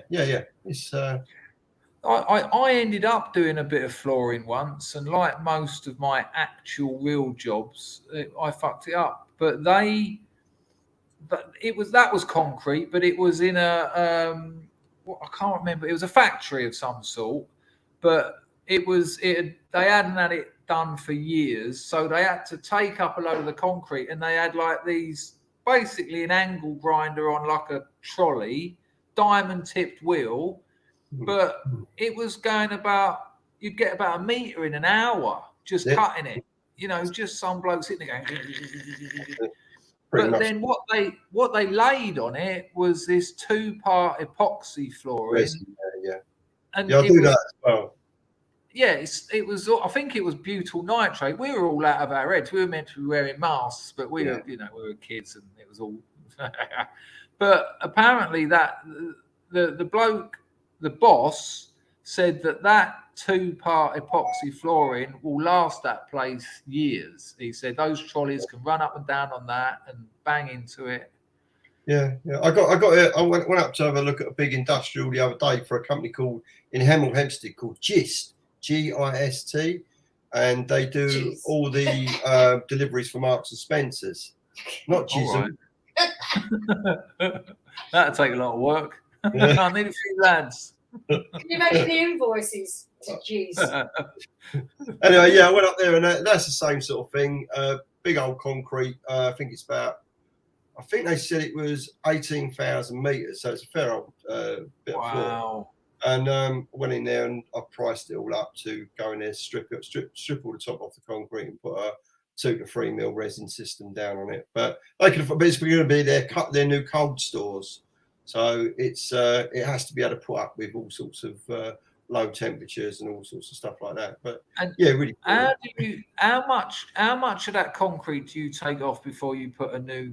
You've only got to get the top off. It basically is scarification, so you're probably only taking about 1 to 2 mil off. You want to get anything that's crap on the top, any contaminants out that have been sitting on the top, because they've been using it. I mean, it was a warehouse even before they were there, so it's the sort of place where all the lorries turn up and they load them all up. But I don't really enjoy doing that sort of work anymore. It's I get a kick out of doing really flashy, polished floors and stuff where I put brass in it and not literally like killing one and putting him in it. And We've all done it. But that's like what Ted said. I don't know if you've seen Ted on here. He's got a fireplace business, and the work he likes doing is like those nice $5,000 jobs where it's like, minimalist fireplaces because when you finish, you can look at it and think it's got a wow factor. We call it having a wow factor. You can stand back and you can say, that is a good bit of work, and you enjoy it more because it comes out better. But yeah, the great big industrials and that they're bread and butter jobs, but they're not. I don't get a lot out of doing it. You stand back from that and go, "Yep, that's a warehouse floor." Never see it. Take a photograph of that. Yeah. Hang on. To take that top bit off, though, is that just like hard grit grinding? Yeah, you've got that way, or you can shot blast it. So you can have these great big machines, which I hire in with a guy I know, and literally that thing's probably about 3 meters wide, and it fires lead shot at the floor, and then the lead shot gets picked up again in a magnet afterwards, trailing behind it, and that puts it back in, and you keep firing the lead shot at the floor. It's an enclosed lead shot. It recycles the shot and just keeps going. You've got it, yeah. It sucks up all the dust, and because the lead's heavier, it goes back and sits at the back of the machine on the floor. The dust goes up into the machine, and so you've got these great big vacs following it around as well. But that's a very quick way of doing it. I mean, you'll do 1,000 meters a day like that, no problem. Wow. Silly question, but how do you keep that level? Does the machine do it? Mostly the concrete's reasonably level to start off with, especially if you've got places with high stacking shells. Quantities, though. Okay, so you'll set the machine, for instance, 3 mil or something. Yeah. If it's do you rent that kind of machinery or do you buy them? Yeah, well, everyone. I usually bring in another guy for the prep, so I can do it, but I've done it all in my time. But because I'm not always doing that sort of work, I've got smaller prep machines and grinding machines that do a lot of that, like what you said, but they're a bit bigger than probably about a meter wide. These things that grind, and they're all what do they call them? Remote control. So you don't push them. They just drive along, and you can sit on them and remote control them. Sit on your phone. Do you program them, or are they sort of like light sensitive? They're reading the walls and that. Fully programmable now. You even have like a little water bottle on the front thing that's constantly squirting water off, so in front of it, so that it's not to keep the dust down, but to actually wet it, so that the diamonds don't wear so quickly. There's a lot goes on there, but I bring a company in. I've got an old mate of mine called Andy Siddons, really good lad, and there's a place up in Lincoln, and they call it the floor prep triangle, because for some reason there's about 20 up there, all between Lincoln, all around the Lincoln area. We call it the floor prep triangle, and they all come down from there, and I presume because it's reasonably central to a lot of places in the UK, so they can sort of get around the UK. But I bring him in, and he's got all the big kit, and he does that, so I sub it out. What's the toughest job you've ever had? Being married to me. Yeah, being married to the missus. No. Well, that goes without saying, Mrs. Me in it, you know. She's lovely. More recently, I had a job, the one that I've just finished, and I think I told you a little bit about it in a letter when I was very, very down. I was getting depressed with it because it was one of these jobs. I took it on and I bit off a bit more than I could chew, and it was five staircases. Going up 8 floors and then 2 going down into a lower basement in near Euston.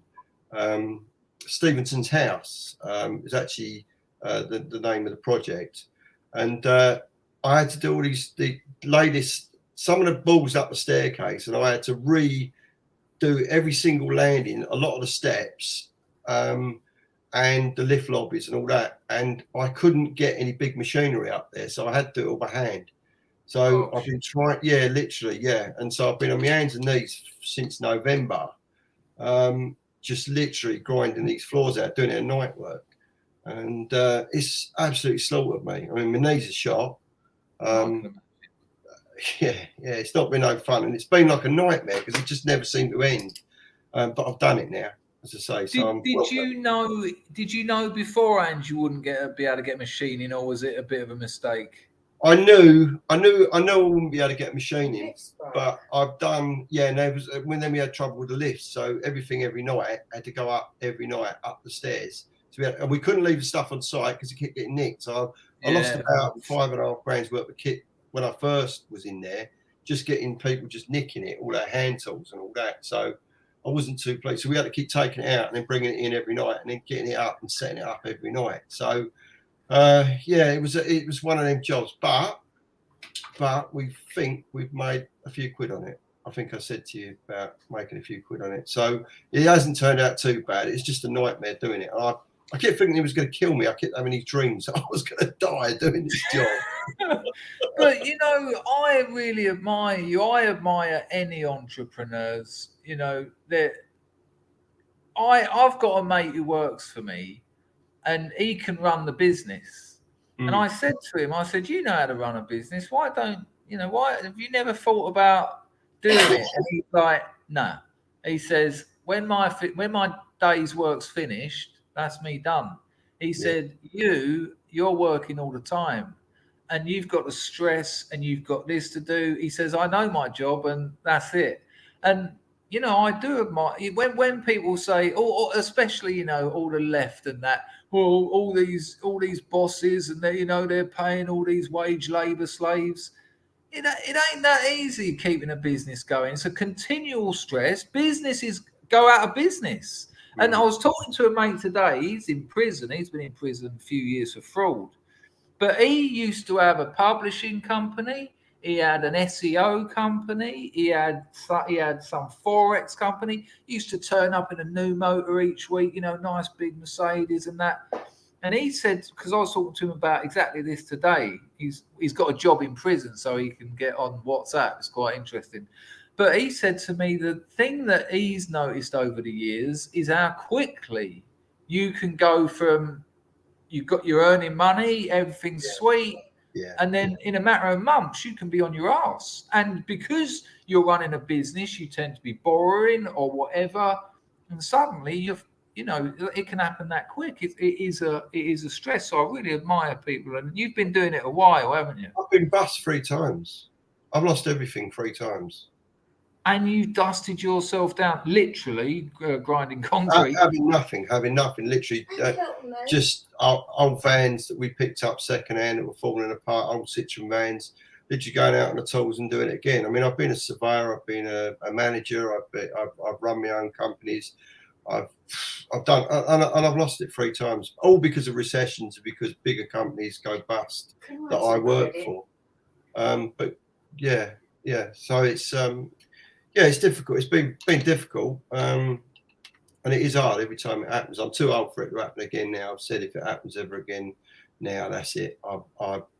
We're trying to, like, rather than trying to be really clever and invest into something really big, you know, because we've had a lot of people work for us, Huge outfits. And the bigger you are, the harder you fall.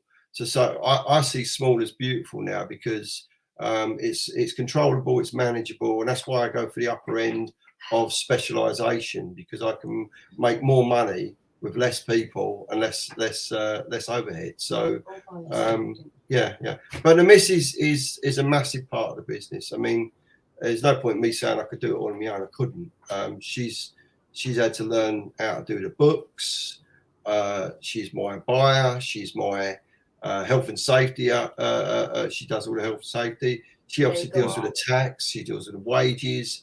She has to deal with a lot of the guys' problems as well. I mean, I get their problems all the time. Getting the money in. She said, I'm the sort of the full stop. If the money don't come in, I'm the one who has to get a bit heavy and all that sort of crap. So yeah. We're really small now. We're nothing compared to what I was. But yeah. I fucked my business up once. I've told the story many times. I was sitting in my flat in Soho with all my stock in the room. I had to lay all my staff off. I was in tears, and it wasn't because of a recession. It was because I got complacent, and I thought, what have you done? Because and as it slowly dawned on me, I thought, hang on a minute, you haven't just lost your business. You've lost the Soho flat you've dreamt about since you first come up here when you were 11. I can't afford to live in fucking Soho on nothing. And I had to start again, and it was like a Rocky montage, get it done, sell the stock at all underpriced, and built it back up. But it's interesting when you said about small is beautiful, because me and my mate who still works for me, the early days were a real laugh. When that company, we were setting it up, we've got so many stories of things we fucked up, things we had right results on. We were doing $5,000 a day after like 3 months. Right, that's good. And the overheads were nothing, because he was helping me because he was a mate. I was giving him just weed to help me out. I'll roll the bifters, you do the software, and I was doing everything. But slowly I realised delegation's the way to go. But now there's plenty more staff. The turnover's a lot bigger. The stress is a lot bigger, but I'm probably earning less now than I was then, because the financial situation is. Well, I definitely am, actually. Yeah. I definitely am. We tend not to pay ourselves great wages, but we will have sort of like dividends and things like that, and payouts and stuff like that. We do all right. I mean, between the pair of us, we do okay. And at the moment, so work is still there. I don't know for how long. I'm getting a feeling that for us in the building trade, I think things are going to start looking a bit naughty after about November. At the moment, we're okay. Yeah, April was the worst month I've had in 10 years. Yeah, so I had to get proper busy, and that's why I'm not sleeping. That's why I took on that job. Because I thought last year, I thought, well, look, this job. I mean, what was it? It's turned out it's only been £130,000, £140,000 job, but it's got me from November all the way through to now. We have done other little jobs in between, bits and pieces as well. But it was one of them ones where, it's like, as I say, it's like a big pile of sand, sort of 20-ton pile of sand. Never look up, never look at the whole pile. Just get your shovel in there and take a little bit at a time. And it's worked out all right. It was your father's business originally, wasn't it? Have I got that right? Yeah. Oh yeah. Were you ever tempted not to be in that family business? Because did you ever, when you were 17, 18, did you think, I'm fucked if I'm working with my old man on all that flooring lark? Yeah. What happened? I went on holiday by mistake. We've all done it. Yeah. That's 17, and we all went away, and it was a good time. I think it was one of the Spanish islands, Lanzarote. Yeah, Lanzarote. And I ended up thinking, right, this is it. Like, I met up with all these sort of hippie people and that, and I ended up selling my ticket. I fell out with my mates. I said, one of my mates threw my suitcase out the window, out the hotel room, and we all ended up getting kicked out of the hotel. So then I ended up bunking. I met some bird out there and ended up bunking in with her and a load of mates who were working, all on the streets doing the flyers and all that lot and getting them in the club. And all that. So I started doing that. Then I ended up doing bar work, and I didn't come home for more than the holiday. Put it like that. I think I was over there for about a month, and then I was going to travel around the world with this bird. She weren't nothing to look at. I was in with a load of young ladies. They all looked after me. So I was sleeping at the back of their. I was a bit of a boy back then. Well, it was good. It was good fun. Put it like that. There was a different lady every night, so it was all good fun. But yeah, and I was going to travel the world with this bird. She was going to sell her house, and she'd broken up with her husband or boyfriend or whatever. They were going to sell the house. She said, "Come with me. We're going to go around the world." Like, so I said, "Yeah, all right, I'll have some of that." Come back home, and my old man's like, "Where you been?" I said, "Well, I'm going to go around the world." He said, "Well, if you do, you ain't got no job when you come back. You can fuck off." And I was like, "Whoa!" Right at the last minute, and I did actually have a girlfriend at the time in England, so that wasn't good either. So she was like, "What are you doing?" And I said, "Well." She was a psychopath. Yeah, she was a psychopath. She's the one who threw the telly at me. So anyway, so I was going to go around, and then right at the last minute, we were supposed to get our visa sorted out up in London, and I backed out, and I went back on, but my old man did put me up into being a surveyor then, so I trained as a surveyor. I done Open University course with the RICS, Royal Chartered Institute of Surveyors or something like that.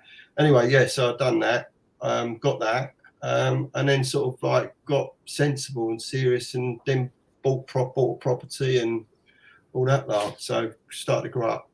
By 18, 19, I had my own place like, and all that sort of thing. So and then he met me. Yeah, and then that all went tits up, and I got together with the missus. Yeah. The thing is, it's quite an important lesson from your old man, though. He said, yeah, feel free to fuck off and that, but I can't have people like that working in the business. You're either here or you ain't. I nearly went in the army as well. That was one thing. All my mates went in the army. So remember I told you about that guy Manuel Fernandez? I do. Right. Well, he went off into the army, and because we all liked Apocalypse Now. We was all into that at school, and so there's a bit of a link there. So we was right into that, and obviously Hamburger Hill and all them other silly films around at the time, and so. They all thought the army was the way to go. I think they wanted to join the American army, but being British, we ended up going to that. So a lot of them joined the junior army, and I went in to join the junior army. But my mum, she was out of order. I had a heart from when I was younger, which is like your heartbeat slightly different. Yeah.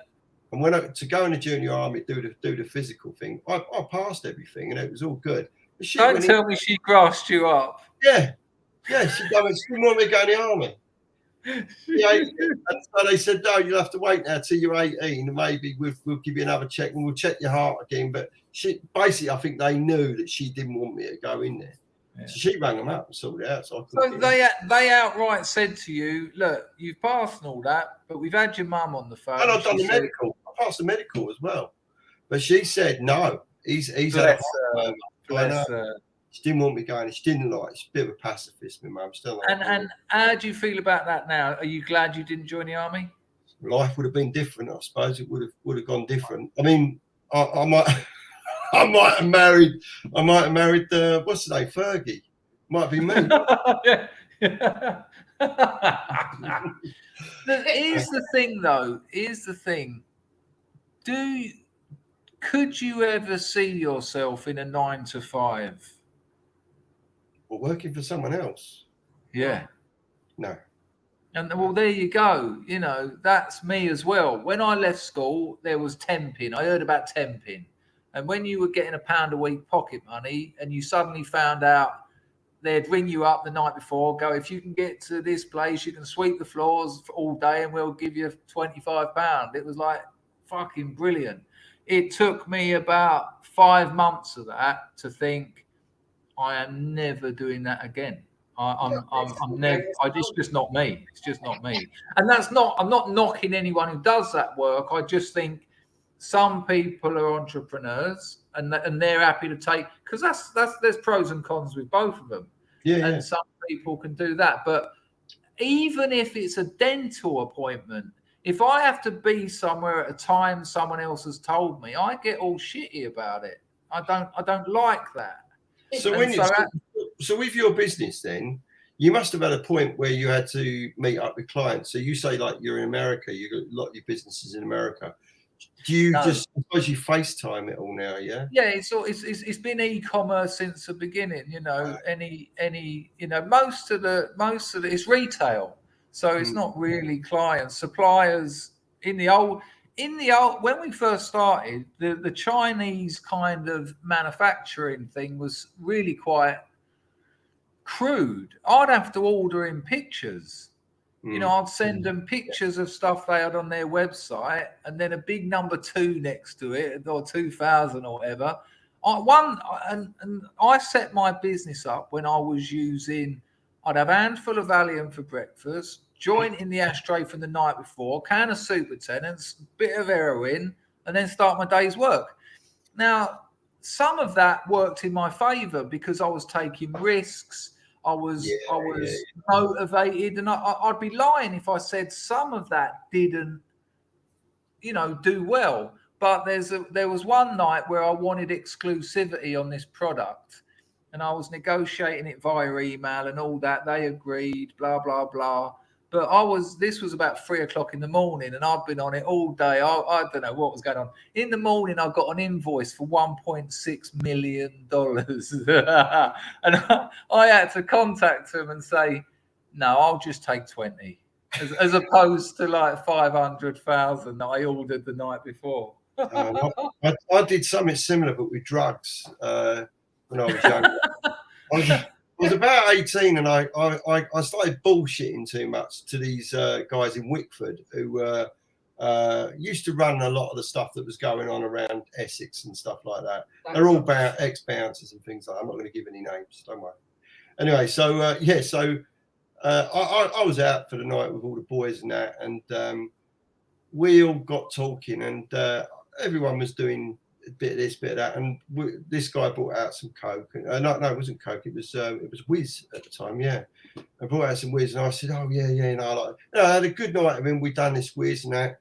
And he said, "Oh, you can get rid of a bit of it then." And I said, "Yeah, I've got a few mates, this, that, the other." Drop us a couple of kilos on the old powder, full of confidence. It's more or less what happened. And he turns up in the morning with 2 kilos of speed, and you're like, "Oh yeah." And then he's like, "You got to get rid of that." Okay. He said, "I'll probably collect what do you reckon, next week after?" And I'm like, yeah. So I took it back, and we've opened it up on my mate's coffee table, and we've gone, fuck's sake, and it was pure. It hadn't been cut with anything. So of course, then we're buying glucose, bags of glucose, and I think we were sitting there. Must have been for nearly 2. Well, because we was using a bit of it as well. So sitting up for 2 days weren't a problem. Just putting it in the wraps, and then we had to run around. I mean, we had so much that I had to tell him in the end that he was actually all right about it, but I got rid of a lot of it, And he come back, he said, "Same again?" And I went, no.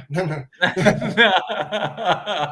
had a job and everything, and I'm like, no way. It was a lot of stuff, and it was, I can't remember. It was over 1 kilo, so I know that. Yeah, it was. So what's that? 28 ounces. No, over 1 kilo, 36 ounces. 28 grams in an ounce. Bosh it up. Yeah, ridiculous. And people are buying grams.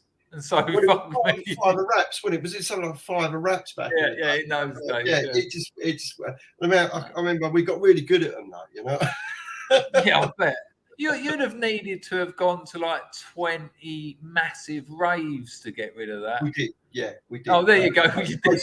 Basically, we went to it was just the beginning of the rave thing, so it was about 89, so 89, 90. So it's the acid house thing. So we were doing that, and the other one was the little plastic pills you get, the little capsules, capsules. We used to put an acid tab or half an acid tab in there and some whiz. Done that, done all that. I'll tell you what we done in the bottom of, used to get pills, 1,000 pills in a bag. but the bottom of the bag's all the powder where they've rubbed together and all that. And same with like, you know, sulfate's just sulfate. There was always loads of it about. So when you go down to Glastonbury, go to the health food shop, get 5,000 capsules, sit at home, cut one blotter into 5, bit of that in there, bit of sulfate, bit of the ecstasy powder, shut it up. People at Glastonbury, what have you got? Just make up a name for it. You'll love it. Yeah. And, you know. We used to call Tom and Jerry's. Tom and Jerry's. I used to just tell them whatever it was. If they said, "Have you got any ketamine?" I'd go, "Yeah." You got any acid? Yeah. You got any ecstasy? Yeah. It's just whatever you want. This is it. Yeah. Right. Anyway, Chris, can Mrs. Me in it come on? Because you know the other day she said, "Of course she can. Of course she can." Lovely to talk to you, mate. Oh yeah, lovely. Brilliant. Yeah. Hopefully, I'll talk to you a bit more again soon. But what it is, you know, she tried to get on the other day and it didn't happen for her, did it? With the computer. It and never does. She was gutted. I've got a funny feeling she's going to sit down and it's going to go wrong, but we'll see. Hold on, I'll tell you what I might have to do is put the bleeding seat up. Hold on. Now I've got a couple of pillows. Go on, that's going to go on in. Off you go. All right, go on. Look after yourself, Mouse Cat. All right, Little Red, thank you for that donation. Hoyt to that. Go on, get in there, girl. Right. Thank you. Here she comes. I've got the pillars. Right. Oh, there Look you go. at that. Look at that working. Yeah, right. Let me get some water while you sort your barnet out. I need some water. The old nodules are going. Oh, Hello, everyone. Let me take these off. If you go that way, Look like it goes that handsome way. If glasses you go on. that way, it's that way. I know, I've got to do this way or that Go way. that way. There's some water there if you need it. Right, go for it. What have you? How are you? How are you getting on? I'm fine. What do you want, and what do you want to know? Well, I don't want to do the story with the cuttings because that's for a show where I just get you on because that's like an half-hour thing. Mrs. Me in it has got a cracking story and she's got newspaper cutting. She sent me all the scans, but that's for that. We'll do that just me and you For another day. Yeah. So how are you? I'm fine. I've got no makeup on, and I'm not wearing a bra. Well, I've got no makeup on and I'm not wearing a bra. So don't be shy. I'll send you one in the post. You probably will. You live in a lovely. Don't dox yourself, but you live in a lovely little village, don't you? Oh yeah, I woke up Monday morning walking like John Wayne because I've been at it for so long. Hang on, that is. Go on, explain. Explain. Right, I'm on the Jubilee Committee and I was making and cooking and serving and doing all sorts of stuff and Mouse Cat was helping me. And it was, it's well full on. And it went off really well. We had a lovely time. Making bunting? I made 30 metres of bunting. Yeah, I can remember. I was out of work. Round my mum and dad's house, well, my house when I was a kid, it was a Silver Jubilee, and we had poster paints. Do you remember those blocks of blue, red? And we cut all the triangles out, and we painted them all like the Union flags, and we were up for it felt like forever, so that we could do the whole street. Mum and Dad have put them all out in the morning with a bit of help from some other people in the street. So the whole it's a terrace, right? So there's two terraces facing each other, and it was zigzagging all down the road. There's 30 odd houses each side, so it was probably about. Let's work that out. You've probably got about 10 meters there. 10 times. Probably about 300 meters of bunting. My mum and dad, and me and my brother made, right, and painted. They put it out about 8 o'clock in the morning before the Silver Jubilee, and it rained. And by the time everyone came out, all the bunting was white. It was just little white triangles everywhere. Gutted. We didn't get any rain. It was brilliant. We were doing on the Saturday, we were doing bacon sandwiches, and it was a big draw coming in because you could smell bacon from a mile away. And we had a queue just snaking round. Mouse Cat was doing the old cooking. Yeah, don't look up again. And he went, I'm not looking up. This is too scary. Because I'm in the front of house and I'm going, right, I'm doing all the bits and pieces. And he's going, I'm not looking up. This is too scary. Hang on, I'm completely lost. I'm completely lost at why you didn't want to look up. I don't, what? Because of the queue? No, Mouse Cat wouldn't look up because there was a queue. He just kept his head down. But I'm drunk and I'm doing all the bacon, putting it in the rolls and going, do you want sauce with that? Would you like it brown or would you like it this? But he just kept his head down. We sold about 300 bacon rolls. Good gosh. In 2.5 hours. Hello, Ray. Roughly, what's the population of your village? Do you know? Oh, I'd say it's about 1,000. Wow. Yeah, but it's a small village. Spread out. And it's spread out across.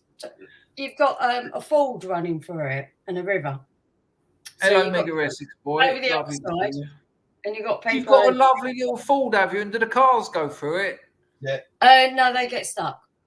People try it, and then we just laugh. There's one of them in Ainsford, and when we used to go over there, when the old man had the Morris 1000, there's a bridge and there's a ford, and it's like, come on, when you got the kids in, you got to go through the ford. Well, we tried to do it in a 4x4 when we first came here. We sort of there was a folk night going on. We found this village, and it took us 2 hours to get out. Because there's only one. In a 4x4? Yeah. In a 4x4, we've gone through it. This called? Oh, tractors go through it, but nothing else. There's been ambulances stuck in it. There's been people. There was a Chinese guy who was just nearly sinking in the fold. and they just walked past and went, unlucky. No, the one in Ainsford's about. The one in Ainsford's about a foot deep. You'd be able to get a moped through it. Hello, Eldritch. Hello, Charlie Sparkles. Does pretty much everyone know everyone in your village? Oh yeah, they all know me as well. That does not surprise me in the slightest. Is there like I don't know what you'd call it, like the village community organisation that sets all these things up? Yeah, me. Yeah, and quite a few of us, and the Lord of the Manor as well. And we basically sorted out the Jubilee, we sort out the village fights, we raise money. I'm the horticultural secretary. I'm on 4 committees, because I just was always told at school there's no such word as can't. So you do all that work with the business and you do all that work with the village. Yeah, I'm knackered. I was about to say, do you ever get any time to do nothing? Not really, no. Why? Do you not want that time? Oh God, yeah, but we're not allowed out of the country in polite society at the moment. Not you can get a fly out of here. You watch a few streams though, don't you? Maybe that's your chill time. That's my downtime, yeah. I hear your voice and I go, he's on, isn't he? Sit down, do nothing. Well, I'm glad I can provide that. I can hear it through the room when I'm asleep, just trying to have a kip, and Mouse Cat is playing it downstairs and on your streams, and I'm like, he's on. My friends are on. Oh. So I'm up. I'm going tippy tap, even though a lot of it don't make sense for me. But I can't remember if this was you and Mouse Cat. I apologise if it wasn't, but someone was asleep and they put the stream on the phone on the pillow. Was that wasn't you two, was it? Someone else done that. If they're in the chat, let me know. But I tell you what, I get sent a lot of, I don't know if I've had one from you two, but I get sent a lot of people where they've got those huge tellies on the wall, and it's a smart telly, and it's my head, like massive on their wall. And it kind of freaks me out a little bit. They go, here, we're all sitting here, the kids and everything. I'm like, whoa. You ain't got a bad face, so it ain't bad on the wall. Someone the other day said that I dyed my beard. Absolutely ridiculous. I mean, look, you can see it's white here. I mean, I do think men should try and look their best, but I'm not doing that level of, that's ridiculous. Dyeing. Nah, I'm not doing that. Well, my husband's quite handsome because he's got a bit badger. He looks amazing. And he's got a lovely grey streak coming through. I'm just going to go sort of like dirty grey. But I look at him and his beard comes through as grey. And he's a very, very, very handsome man, without a doubt. I bet in his day he was an absolute heartbreaker. Yeah. Oh, he was. And I catched him. I met him when I was 8 years old, and I was standing down the road where I moved to, and I was talking to this bloke called Jeremy, who was the same, like, a little bit, well, Mick's age. And Mick came walking down. I looked into his eyes, and his lovely twinkly eyes and his smile, and I went, I love you. And we've been friends ever since, and we've sold. So here, this is a bit awkward because I know he's lingering. Oh, you can leave it awkward as you like. I don't mind. There must have been those times where, like he was saying, when he went out to Lanzarote, there must have been times where you knew he was, doing what young men do. Did you already know you wanted a bit more than what you had at that stage? He knew about me and I knew about him, and we knew we both were having a go at things. Put it like that. But we was always good mates. So it doesn't bother me because he knows about my past. I know about his. And it's never bothered me. I'm not a prissy bird. It doesn't find jealousy. I'm not jealous. And he's not a jealous man. I'm not a jealous woman. But we can laugh about it because he tells me stories about some birds, and I tell him stories about blokes that I've been with.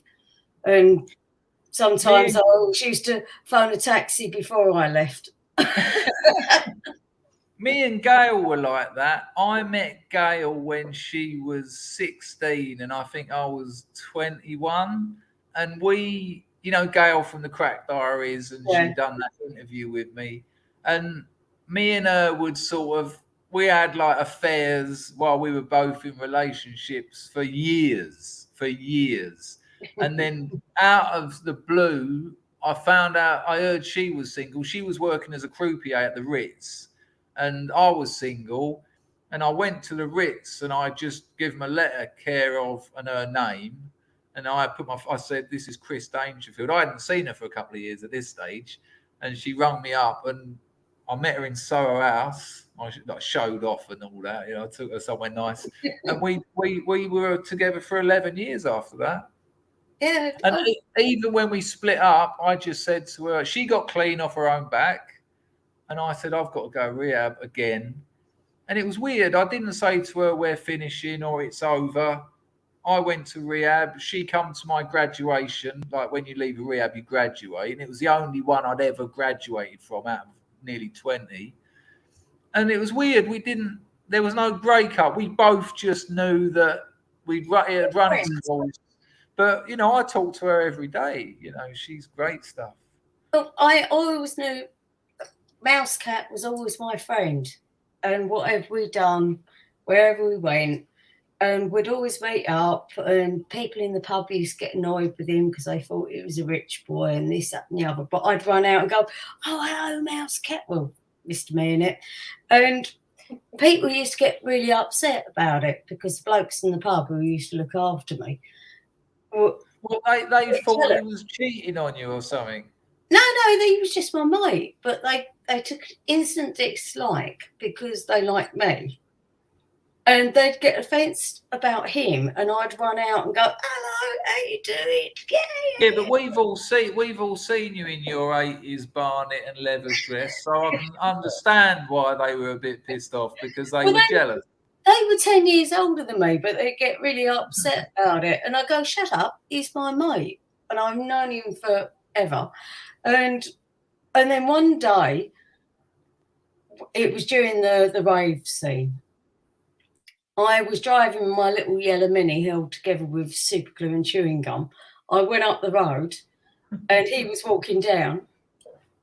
And something in my head went, turn round, go back and speak to him because he's your mate. So I turned the car around. He was down the pub. And he went, do you want to come out to a club tonight? And I went, yeah, all right then. I'm up for it. And that was it. That was 1991. And did you take we've been lovers ever since. Did you grow up? So you knew him when you were 8. So were you in the same village or town or whatever when you were kids? Well, no, because we had to move because of the armed robbery, and that's we what moved we're down going to talk about. Same road, because my parents swapped houses with the people that we just swapped houses, and I ended up in this place called Noakhill Road, and he was up the top of the road of Noakhill, and just bumped into him. And we've been friends ever since I was 8. And see you later, little Red. Take care. So you've been friends since you were 8. It's a lovely story. Yeah, I've worked for his family and known him all my life, and I am so proud to have been married to the person that I really actually loved. And I went out with some bastards. I got beaten up and he protected me from that as well. But he's always been my best mate. You know, I think one of the really sad things that we've lost by losing communities is those people who knew each other when they were kids, and you know, grew up together, played the field a little bit, but got together at a reasonably young age and have just stayed there. And there's something nice about that. There's something wholesome and honest, and having that longevity. You know, my first girlfriend, we got together when she was 16, I was 17. And I cheated on her, that was when I was at art school. But I absolutely loved her. There was no doubt about that. I just didn't really know how to do That's it. what you do when you're young. Yeah. But, you know, I left her because I was taking loads of speed and I went mental, basically. And I really regret it because, you know, we talk now. She shouldn't have forgiven me because I stalked her for 10 years. Caused her and her new fella and their child not horrible things. I didn't like put bricks through windows or send frightening messages, but just being a pest, you know. And we talk now, and there's something beautiful and I think necessary in longevity in life. You know, when you lose your parents, they've been around forever because they birthed you. And if you're not with people that you've known for a long time, you're not grounded. You know, I think there's a real we feel very kind of temporary in our lives when we lose communities, when we lose extended families. Well, that's where we've been here for 15 years, and normally you have to be 40 years to be part of the village, but they've taken us into their wing because I'm quite community spirits. Because hang on, haven't they maybe given you 20 years each and added them together? And that's yeah, and because they all know me and Mick. Well, they know me and they know Mick because I let Mick out the cupboard every now and then. The thing is, I believe you. But he gets into community spirits, and we believe in community. So it's absolutely lovely where we live. And we've got a bar. And we've got a bar as well. You've got a wonderful Mandom bar with neon Mandom. And when you told me about that, because of the sort of because of the shed bars in Dartford, I thought it would be some pokey little gaff, but it looks, your bar looks better than most of the actual boozers in Dartford. It's got flat wallpaper, everything. I know, they're the same design as my Christmas crackers. I was Oh yeah, well I've got to use the paper up, haven't I? Mrs. Me in it, lovely to talk to you. Lovely to talk to the other half. The comments in the chat at the moment, people are absolutely loving your relationship. And look, you know, oh, there he is. There he is. That's what you were doing. He's taking the piss out of you there. Why do I look like a bloody hamster on things like this? You are a hamster. Well, I'll leave you to that domestic. I'll bury the nuts in a minute. Mouse Cat, thanks for coming on. This is me. I'll email you and we'll arrange that stream that you've sent me those paper cuttings from. Yeah, I could tell you all about that. It'll only be quick. No, we'll do an half hour. I think it's an interesting story. I want to get all the details. Look after the pair of you. Look after each other. Oh, thank you. Oh, love to the Scrubs. Later, Chris. And I love you all. You are beautiful. Good luck. And thank you for saving me. Likewise. Right, put the hair back up now. Hello. Lovely. You know, how lovely is that? You know, talking about that. You know, I lost my first girlfriend because I went mad on speed. I loved her. I left a girl that I loved because I didn't know what I was doing. Of all the damage drugs have done to my life, that's the worst one. You know, what a stupid thing to do. And the bird I left her for was the most psychotic witch I've ever met. I know I've said this a million times, but she's in the novel. You'll know when you get to that page. And I even say in it, I say, but you can skip this bit if you want. I've only put it in here because I know that witch will be reading it. And I want her to know that. Nice one, Alan. Hoyt to you. Good to see you. Another one from Anglo. Good Lord, Anglo. Very kind. Very kind. Where is that? Right. I've done nearly 4 hours, people. It's gone 3 in the morning. Anglo says, can we have anaesthetic and new shoes on the outro, please? You have put enough money in the grift jukebox to get both of those, yes. I'm just thinking, if I stop now, I will be sitting around wondering whether my missus is safe. But I am going to stop now because I'm shattered. I am absolutely shattered. I'm going to go and lay in bed and pretend to be asleep when she comes in as if I'm not sitting up all night. Terrified. I've really enjoyed this. And as I always say, you know, many scrubs write to me and say, you don't realise how much these streams mean to people. Well, that's a two-way street. Trust me. Vart. Where did that one come from? Oh, nice one, Mouse Cat. I had a good day. Have a good one yourself, bruv. Nice one, Mush. Will do. Thank you very much. And thanks for coming on. It's not something you've done for a long while. It was good to talk to you. I did get those emails from you, and I know what you went through recently and what you went through last year. So pleasure to talk to you. And love, you know, just seeing you two there, I think, you know, it cheered everyone up, really. It restores your faith in humanity.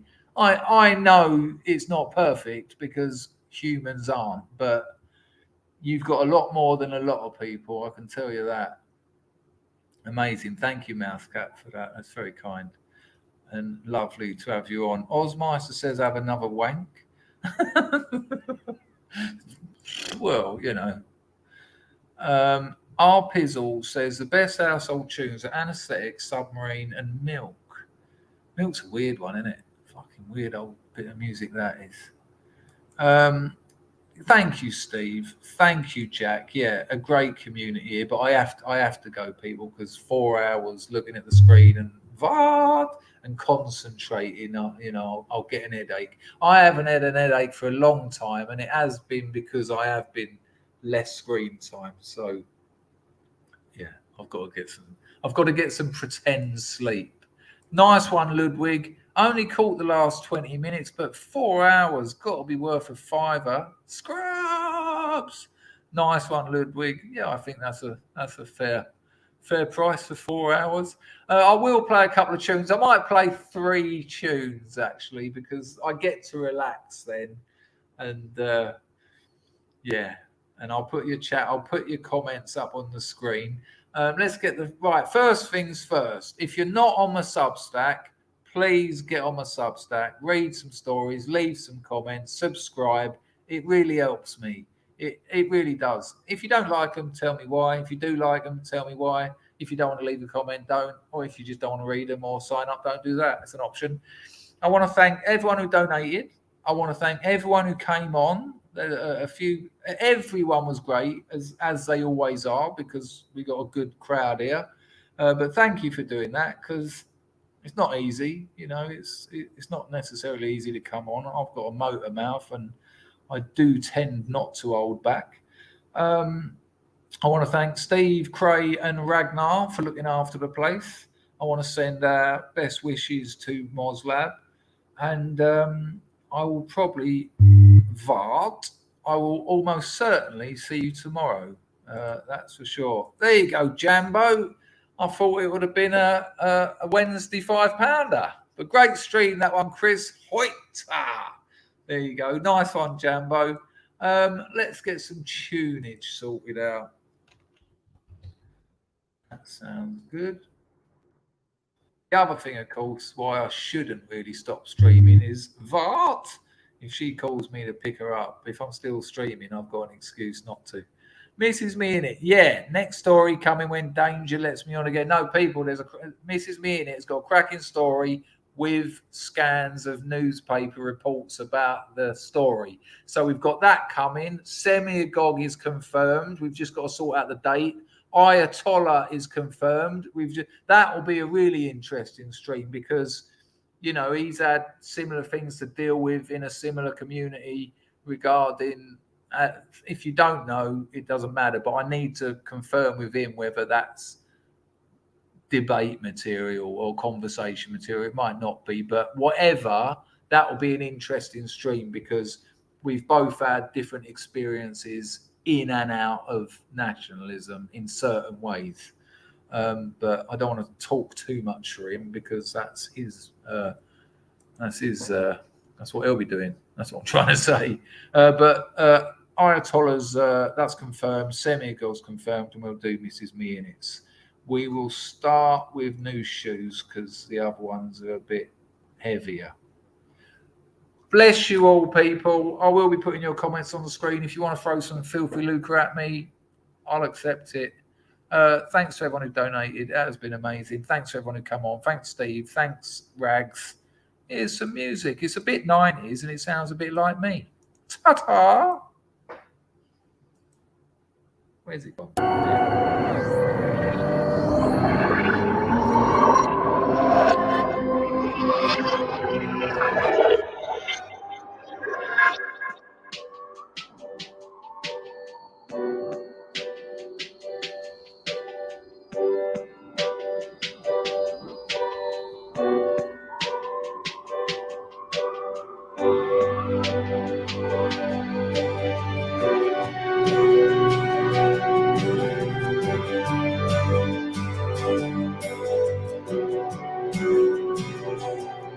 I'm stupid, I'm lazy, but in the discotheque I still look crazy. Love me, baby. I only tell lies because the truth escapes. Summertime, we can get new shoes.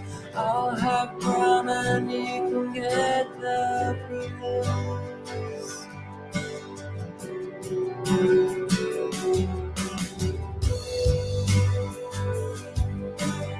Possibly it's a duck, possibly. I'm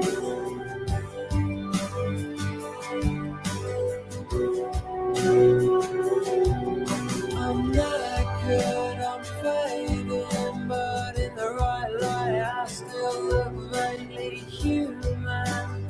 Happy it won't be long before we cave in. Summertime, we can get new shoes. I'll have brown get the blues. You can get the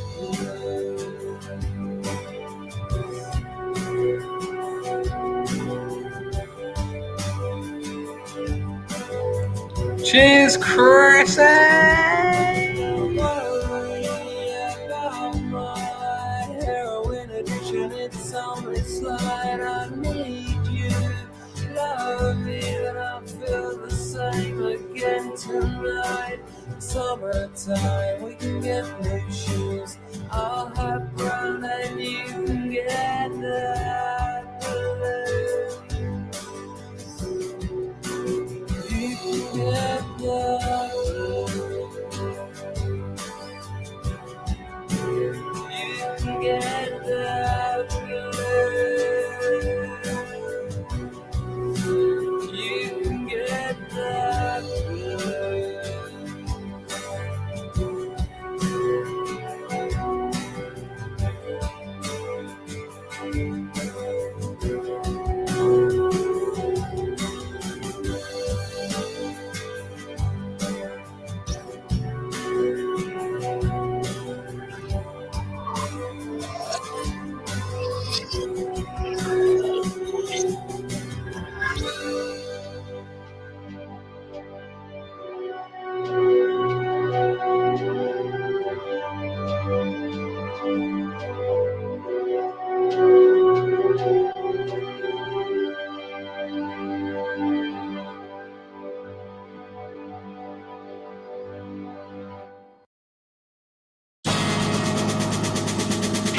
Send me for elastic, I'm fantastic. I got geometry, it's pretty drastic. Coochie coochie tiger, where can I hide ya? Your roar's too loud, mate. They're gonna find ya.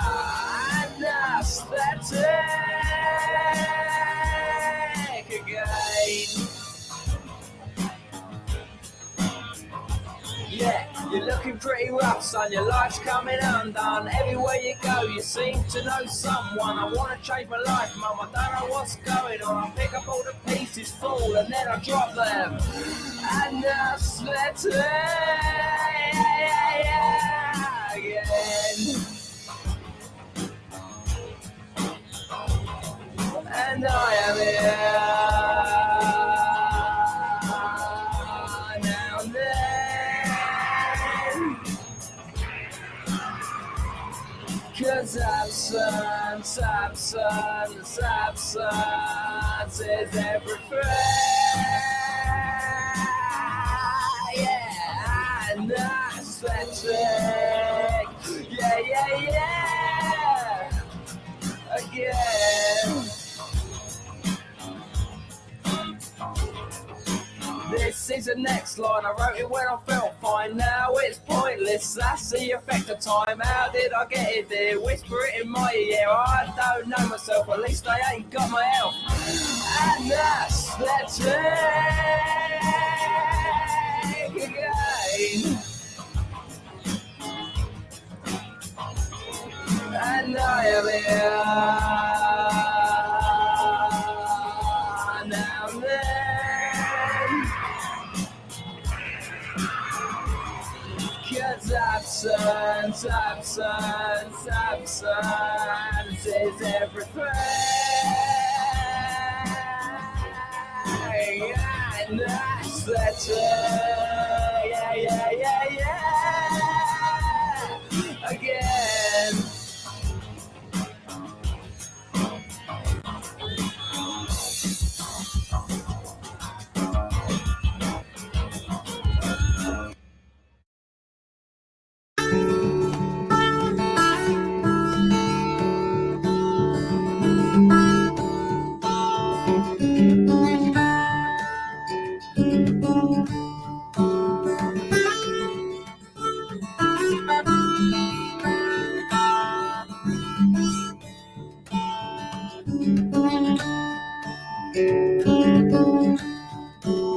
You came in my dream, kissed me, loved me.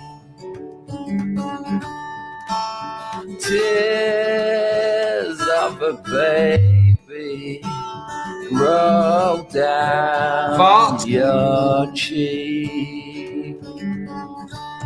Cheers, Your Anglo. eyes are wide, so look around.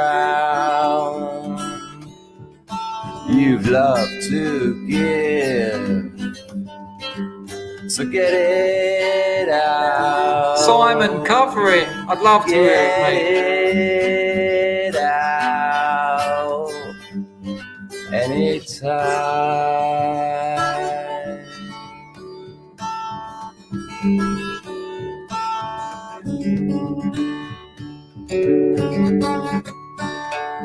Love sits beside me. I feel complete.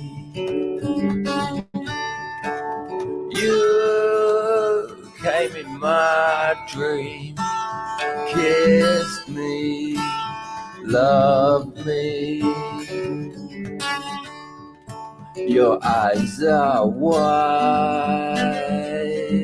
so look around. You've loved to give, so get it out. Get it out anytime.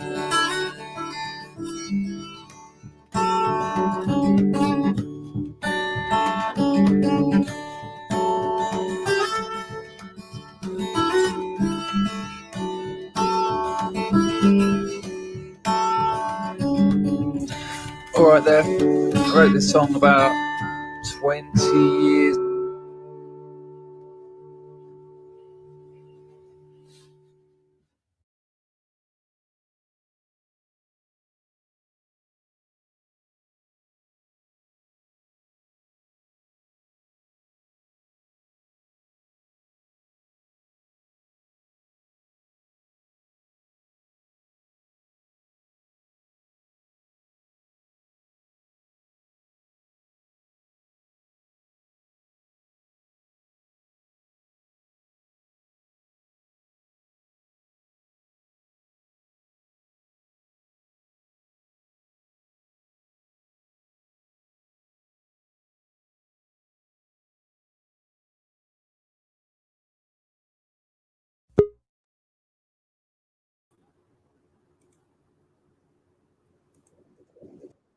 Hello. Oh, this isn't meant to be happening. How's that? Something's gone awfully wrong. Can you still hear me?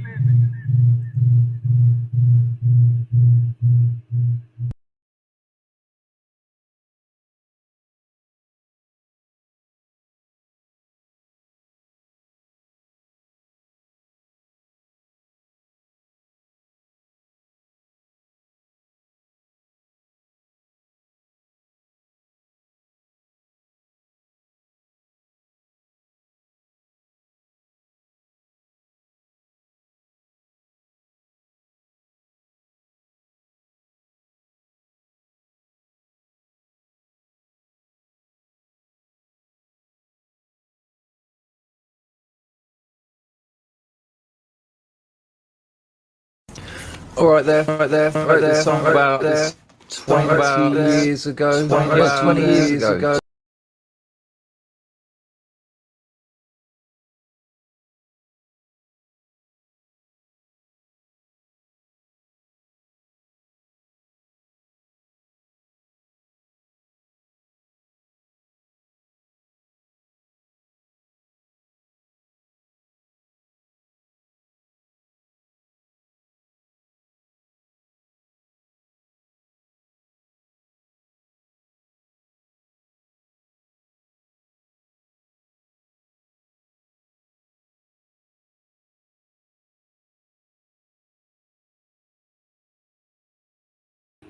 You couldn't hear that. You couldn't hear that song. Fucking hell, what's going on here? Right. There's still 61 people here. Let me. Whoa. This is quite. What is this? LSDJ? Why is it doing that?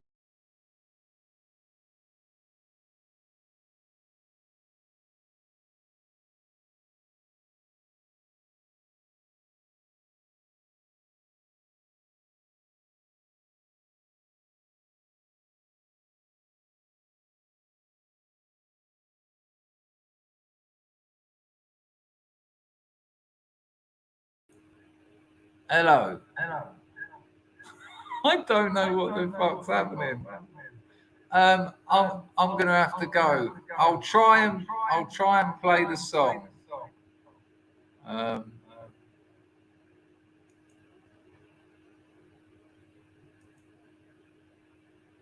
What the fuck?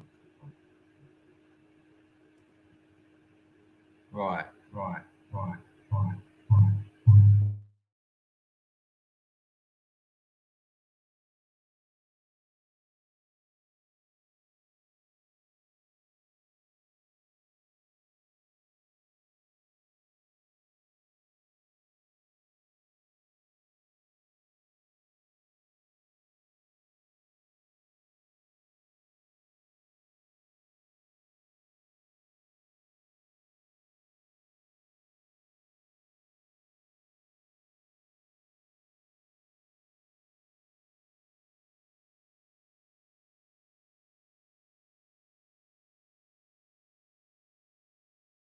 You hear me?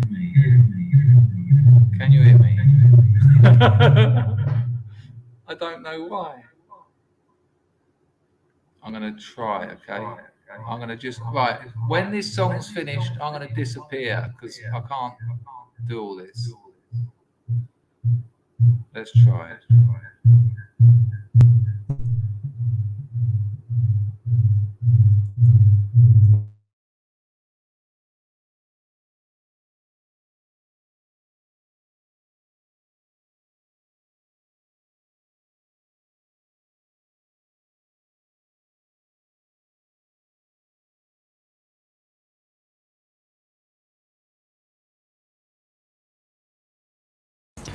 All right there. Wrote this song about 20 years ago.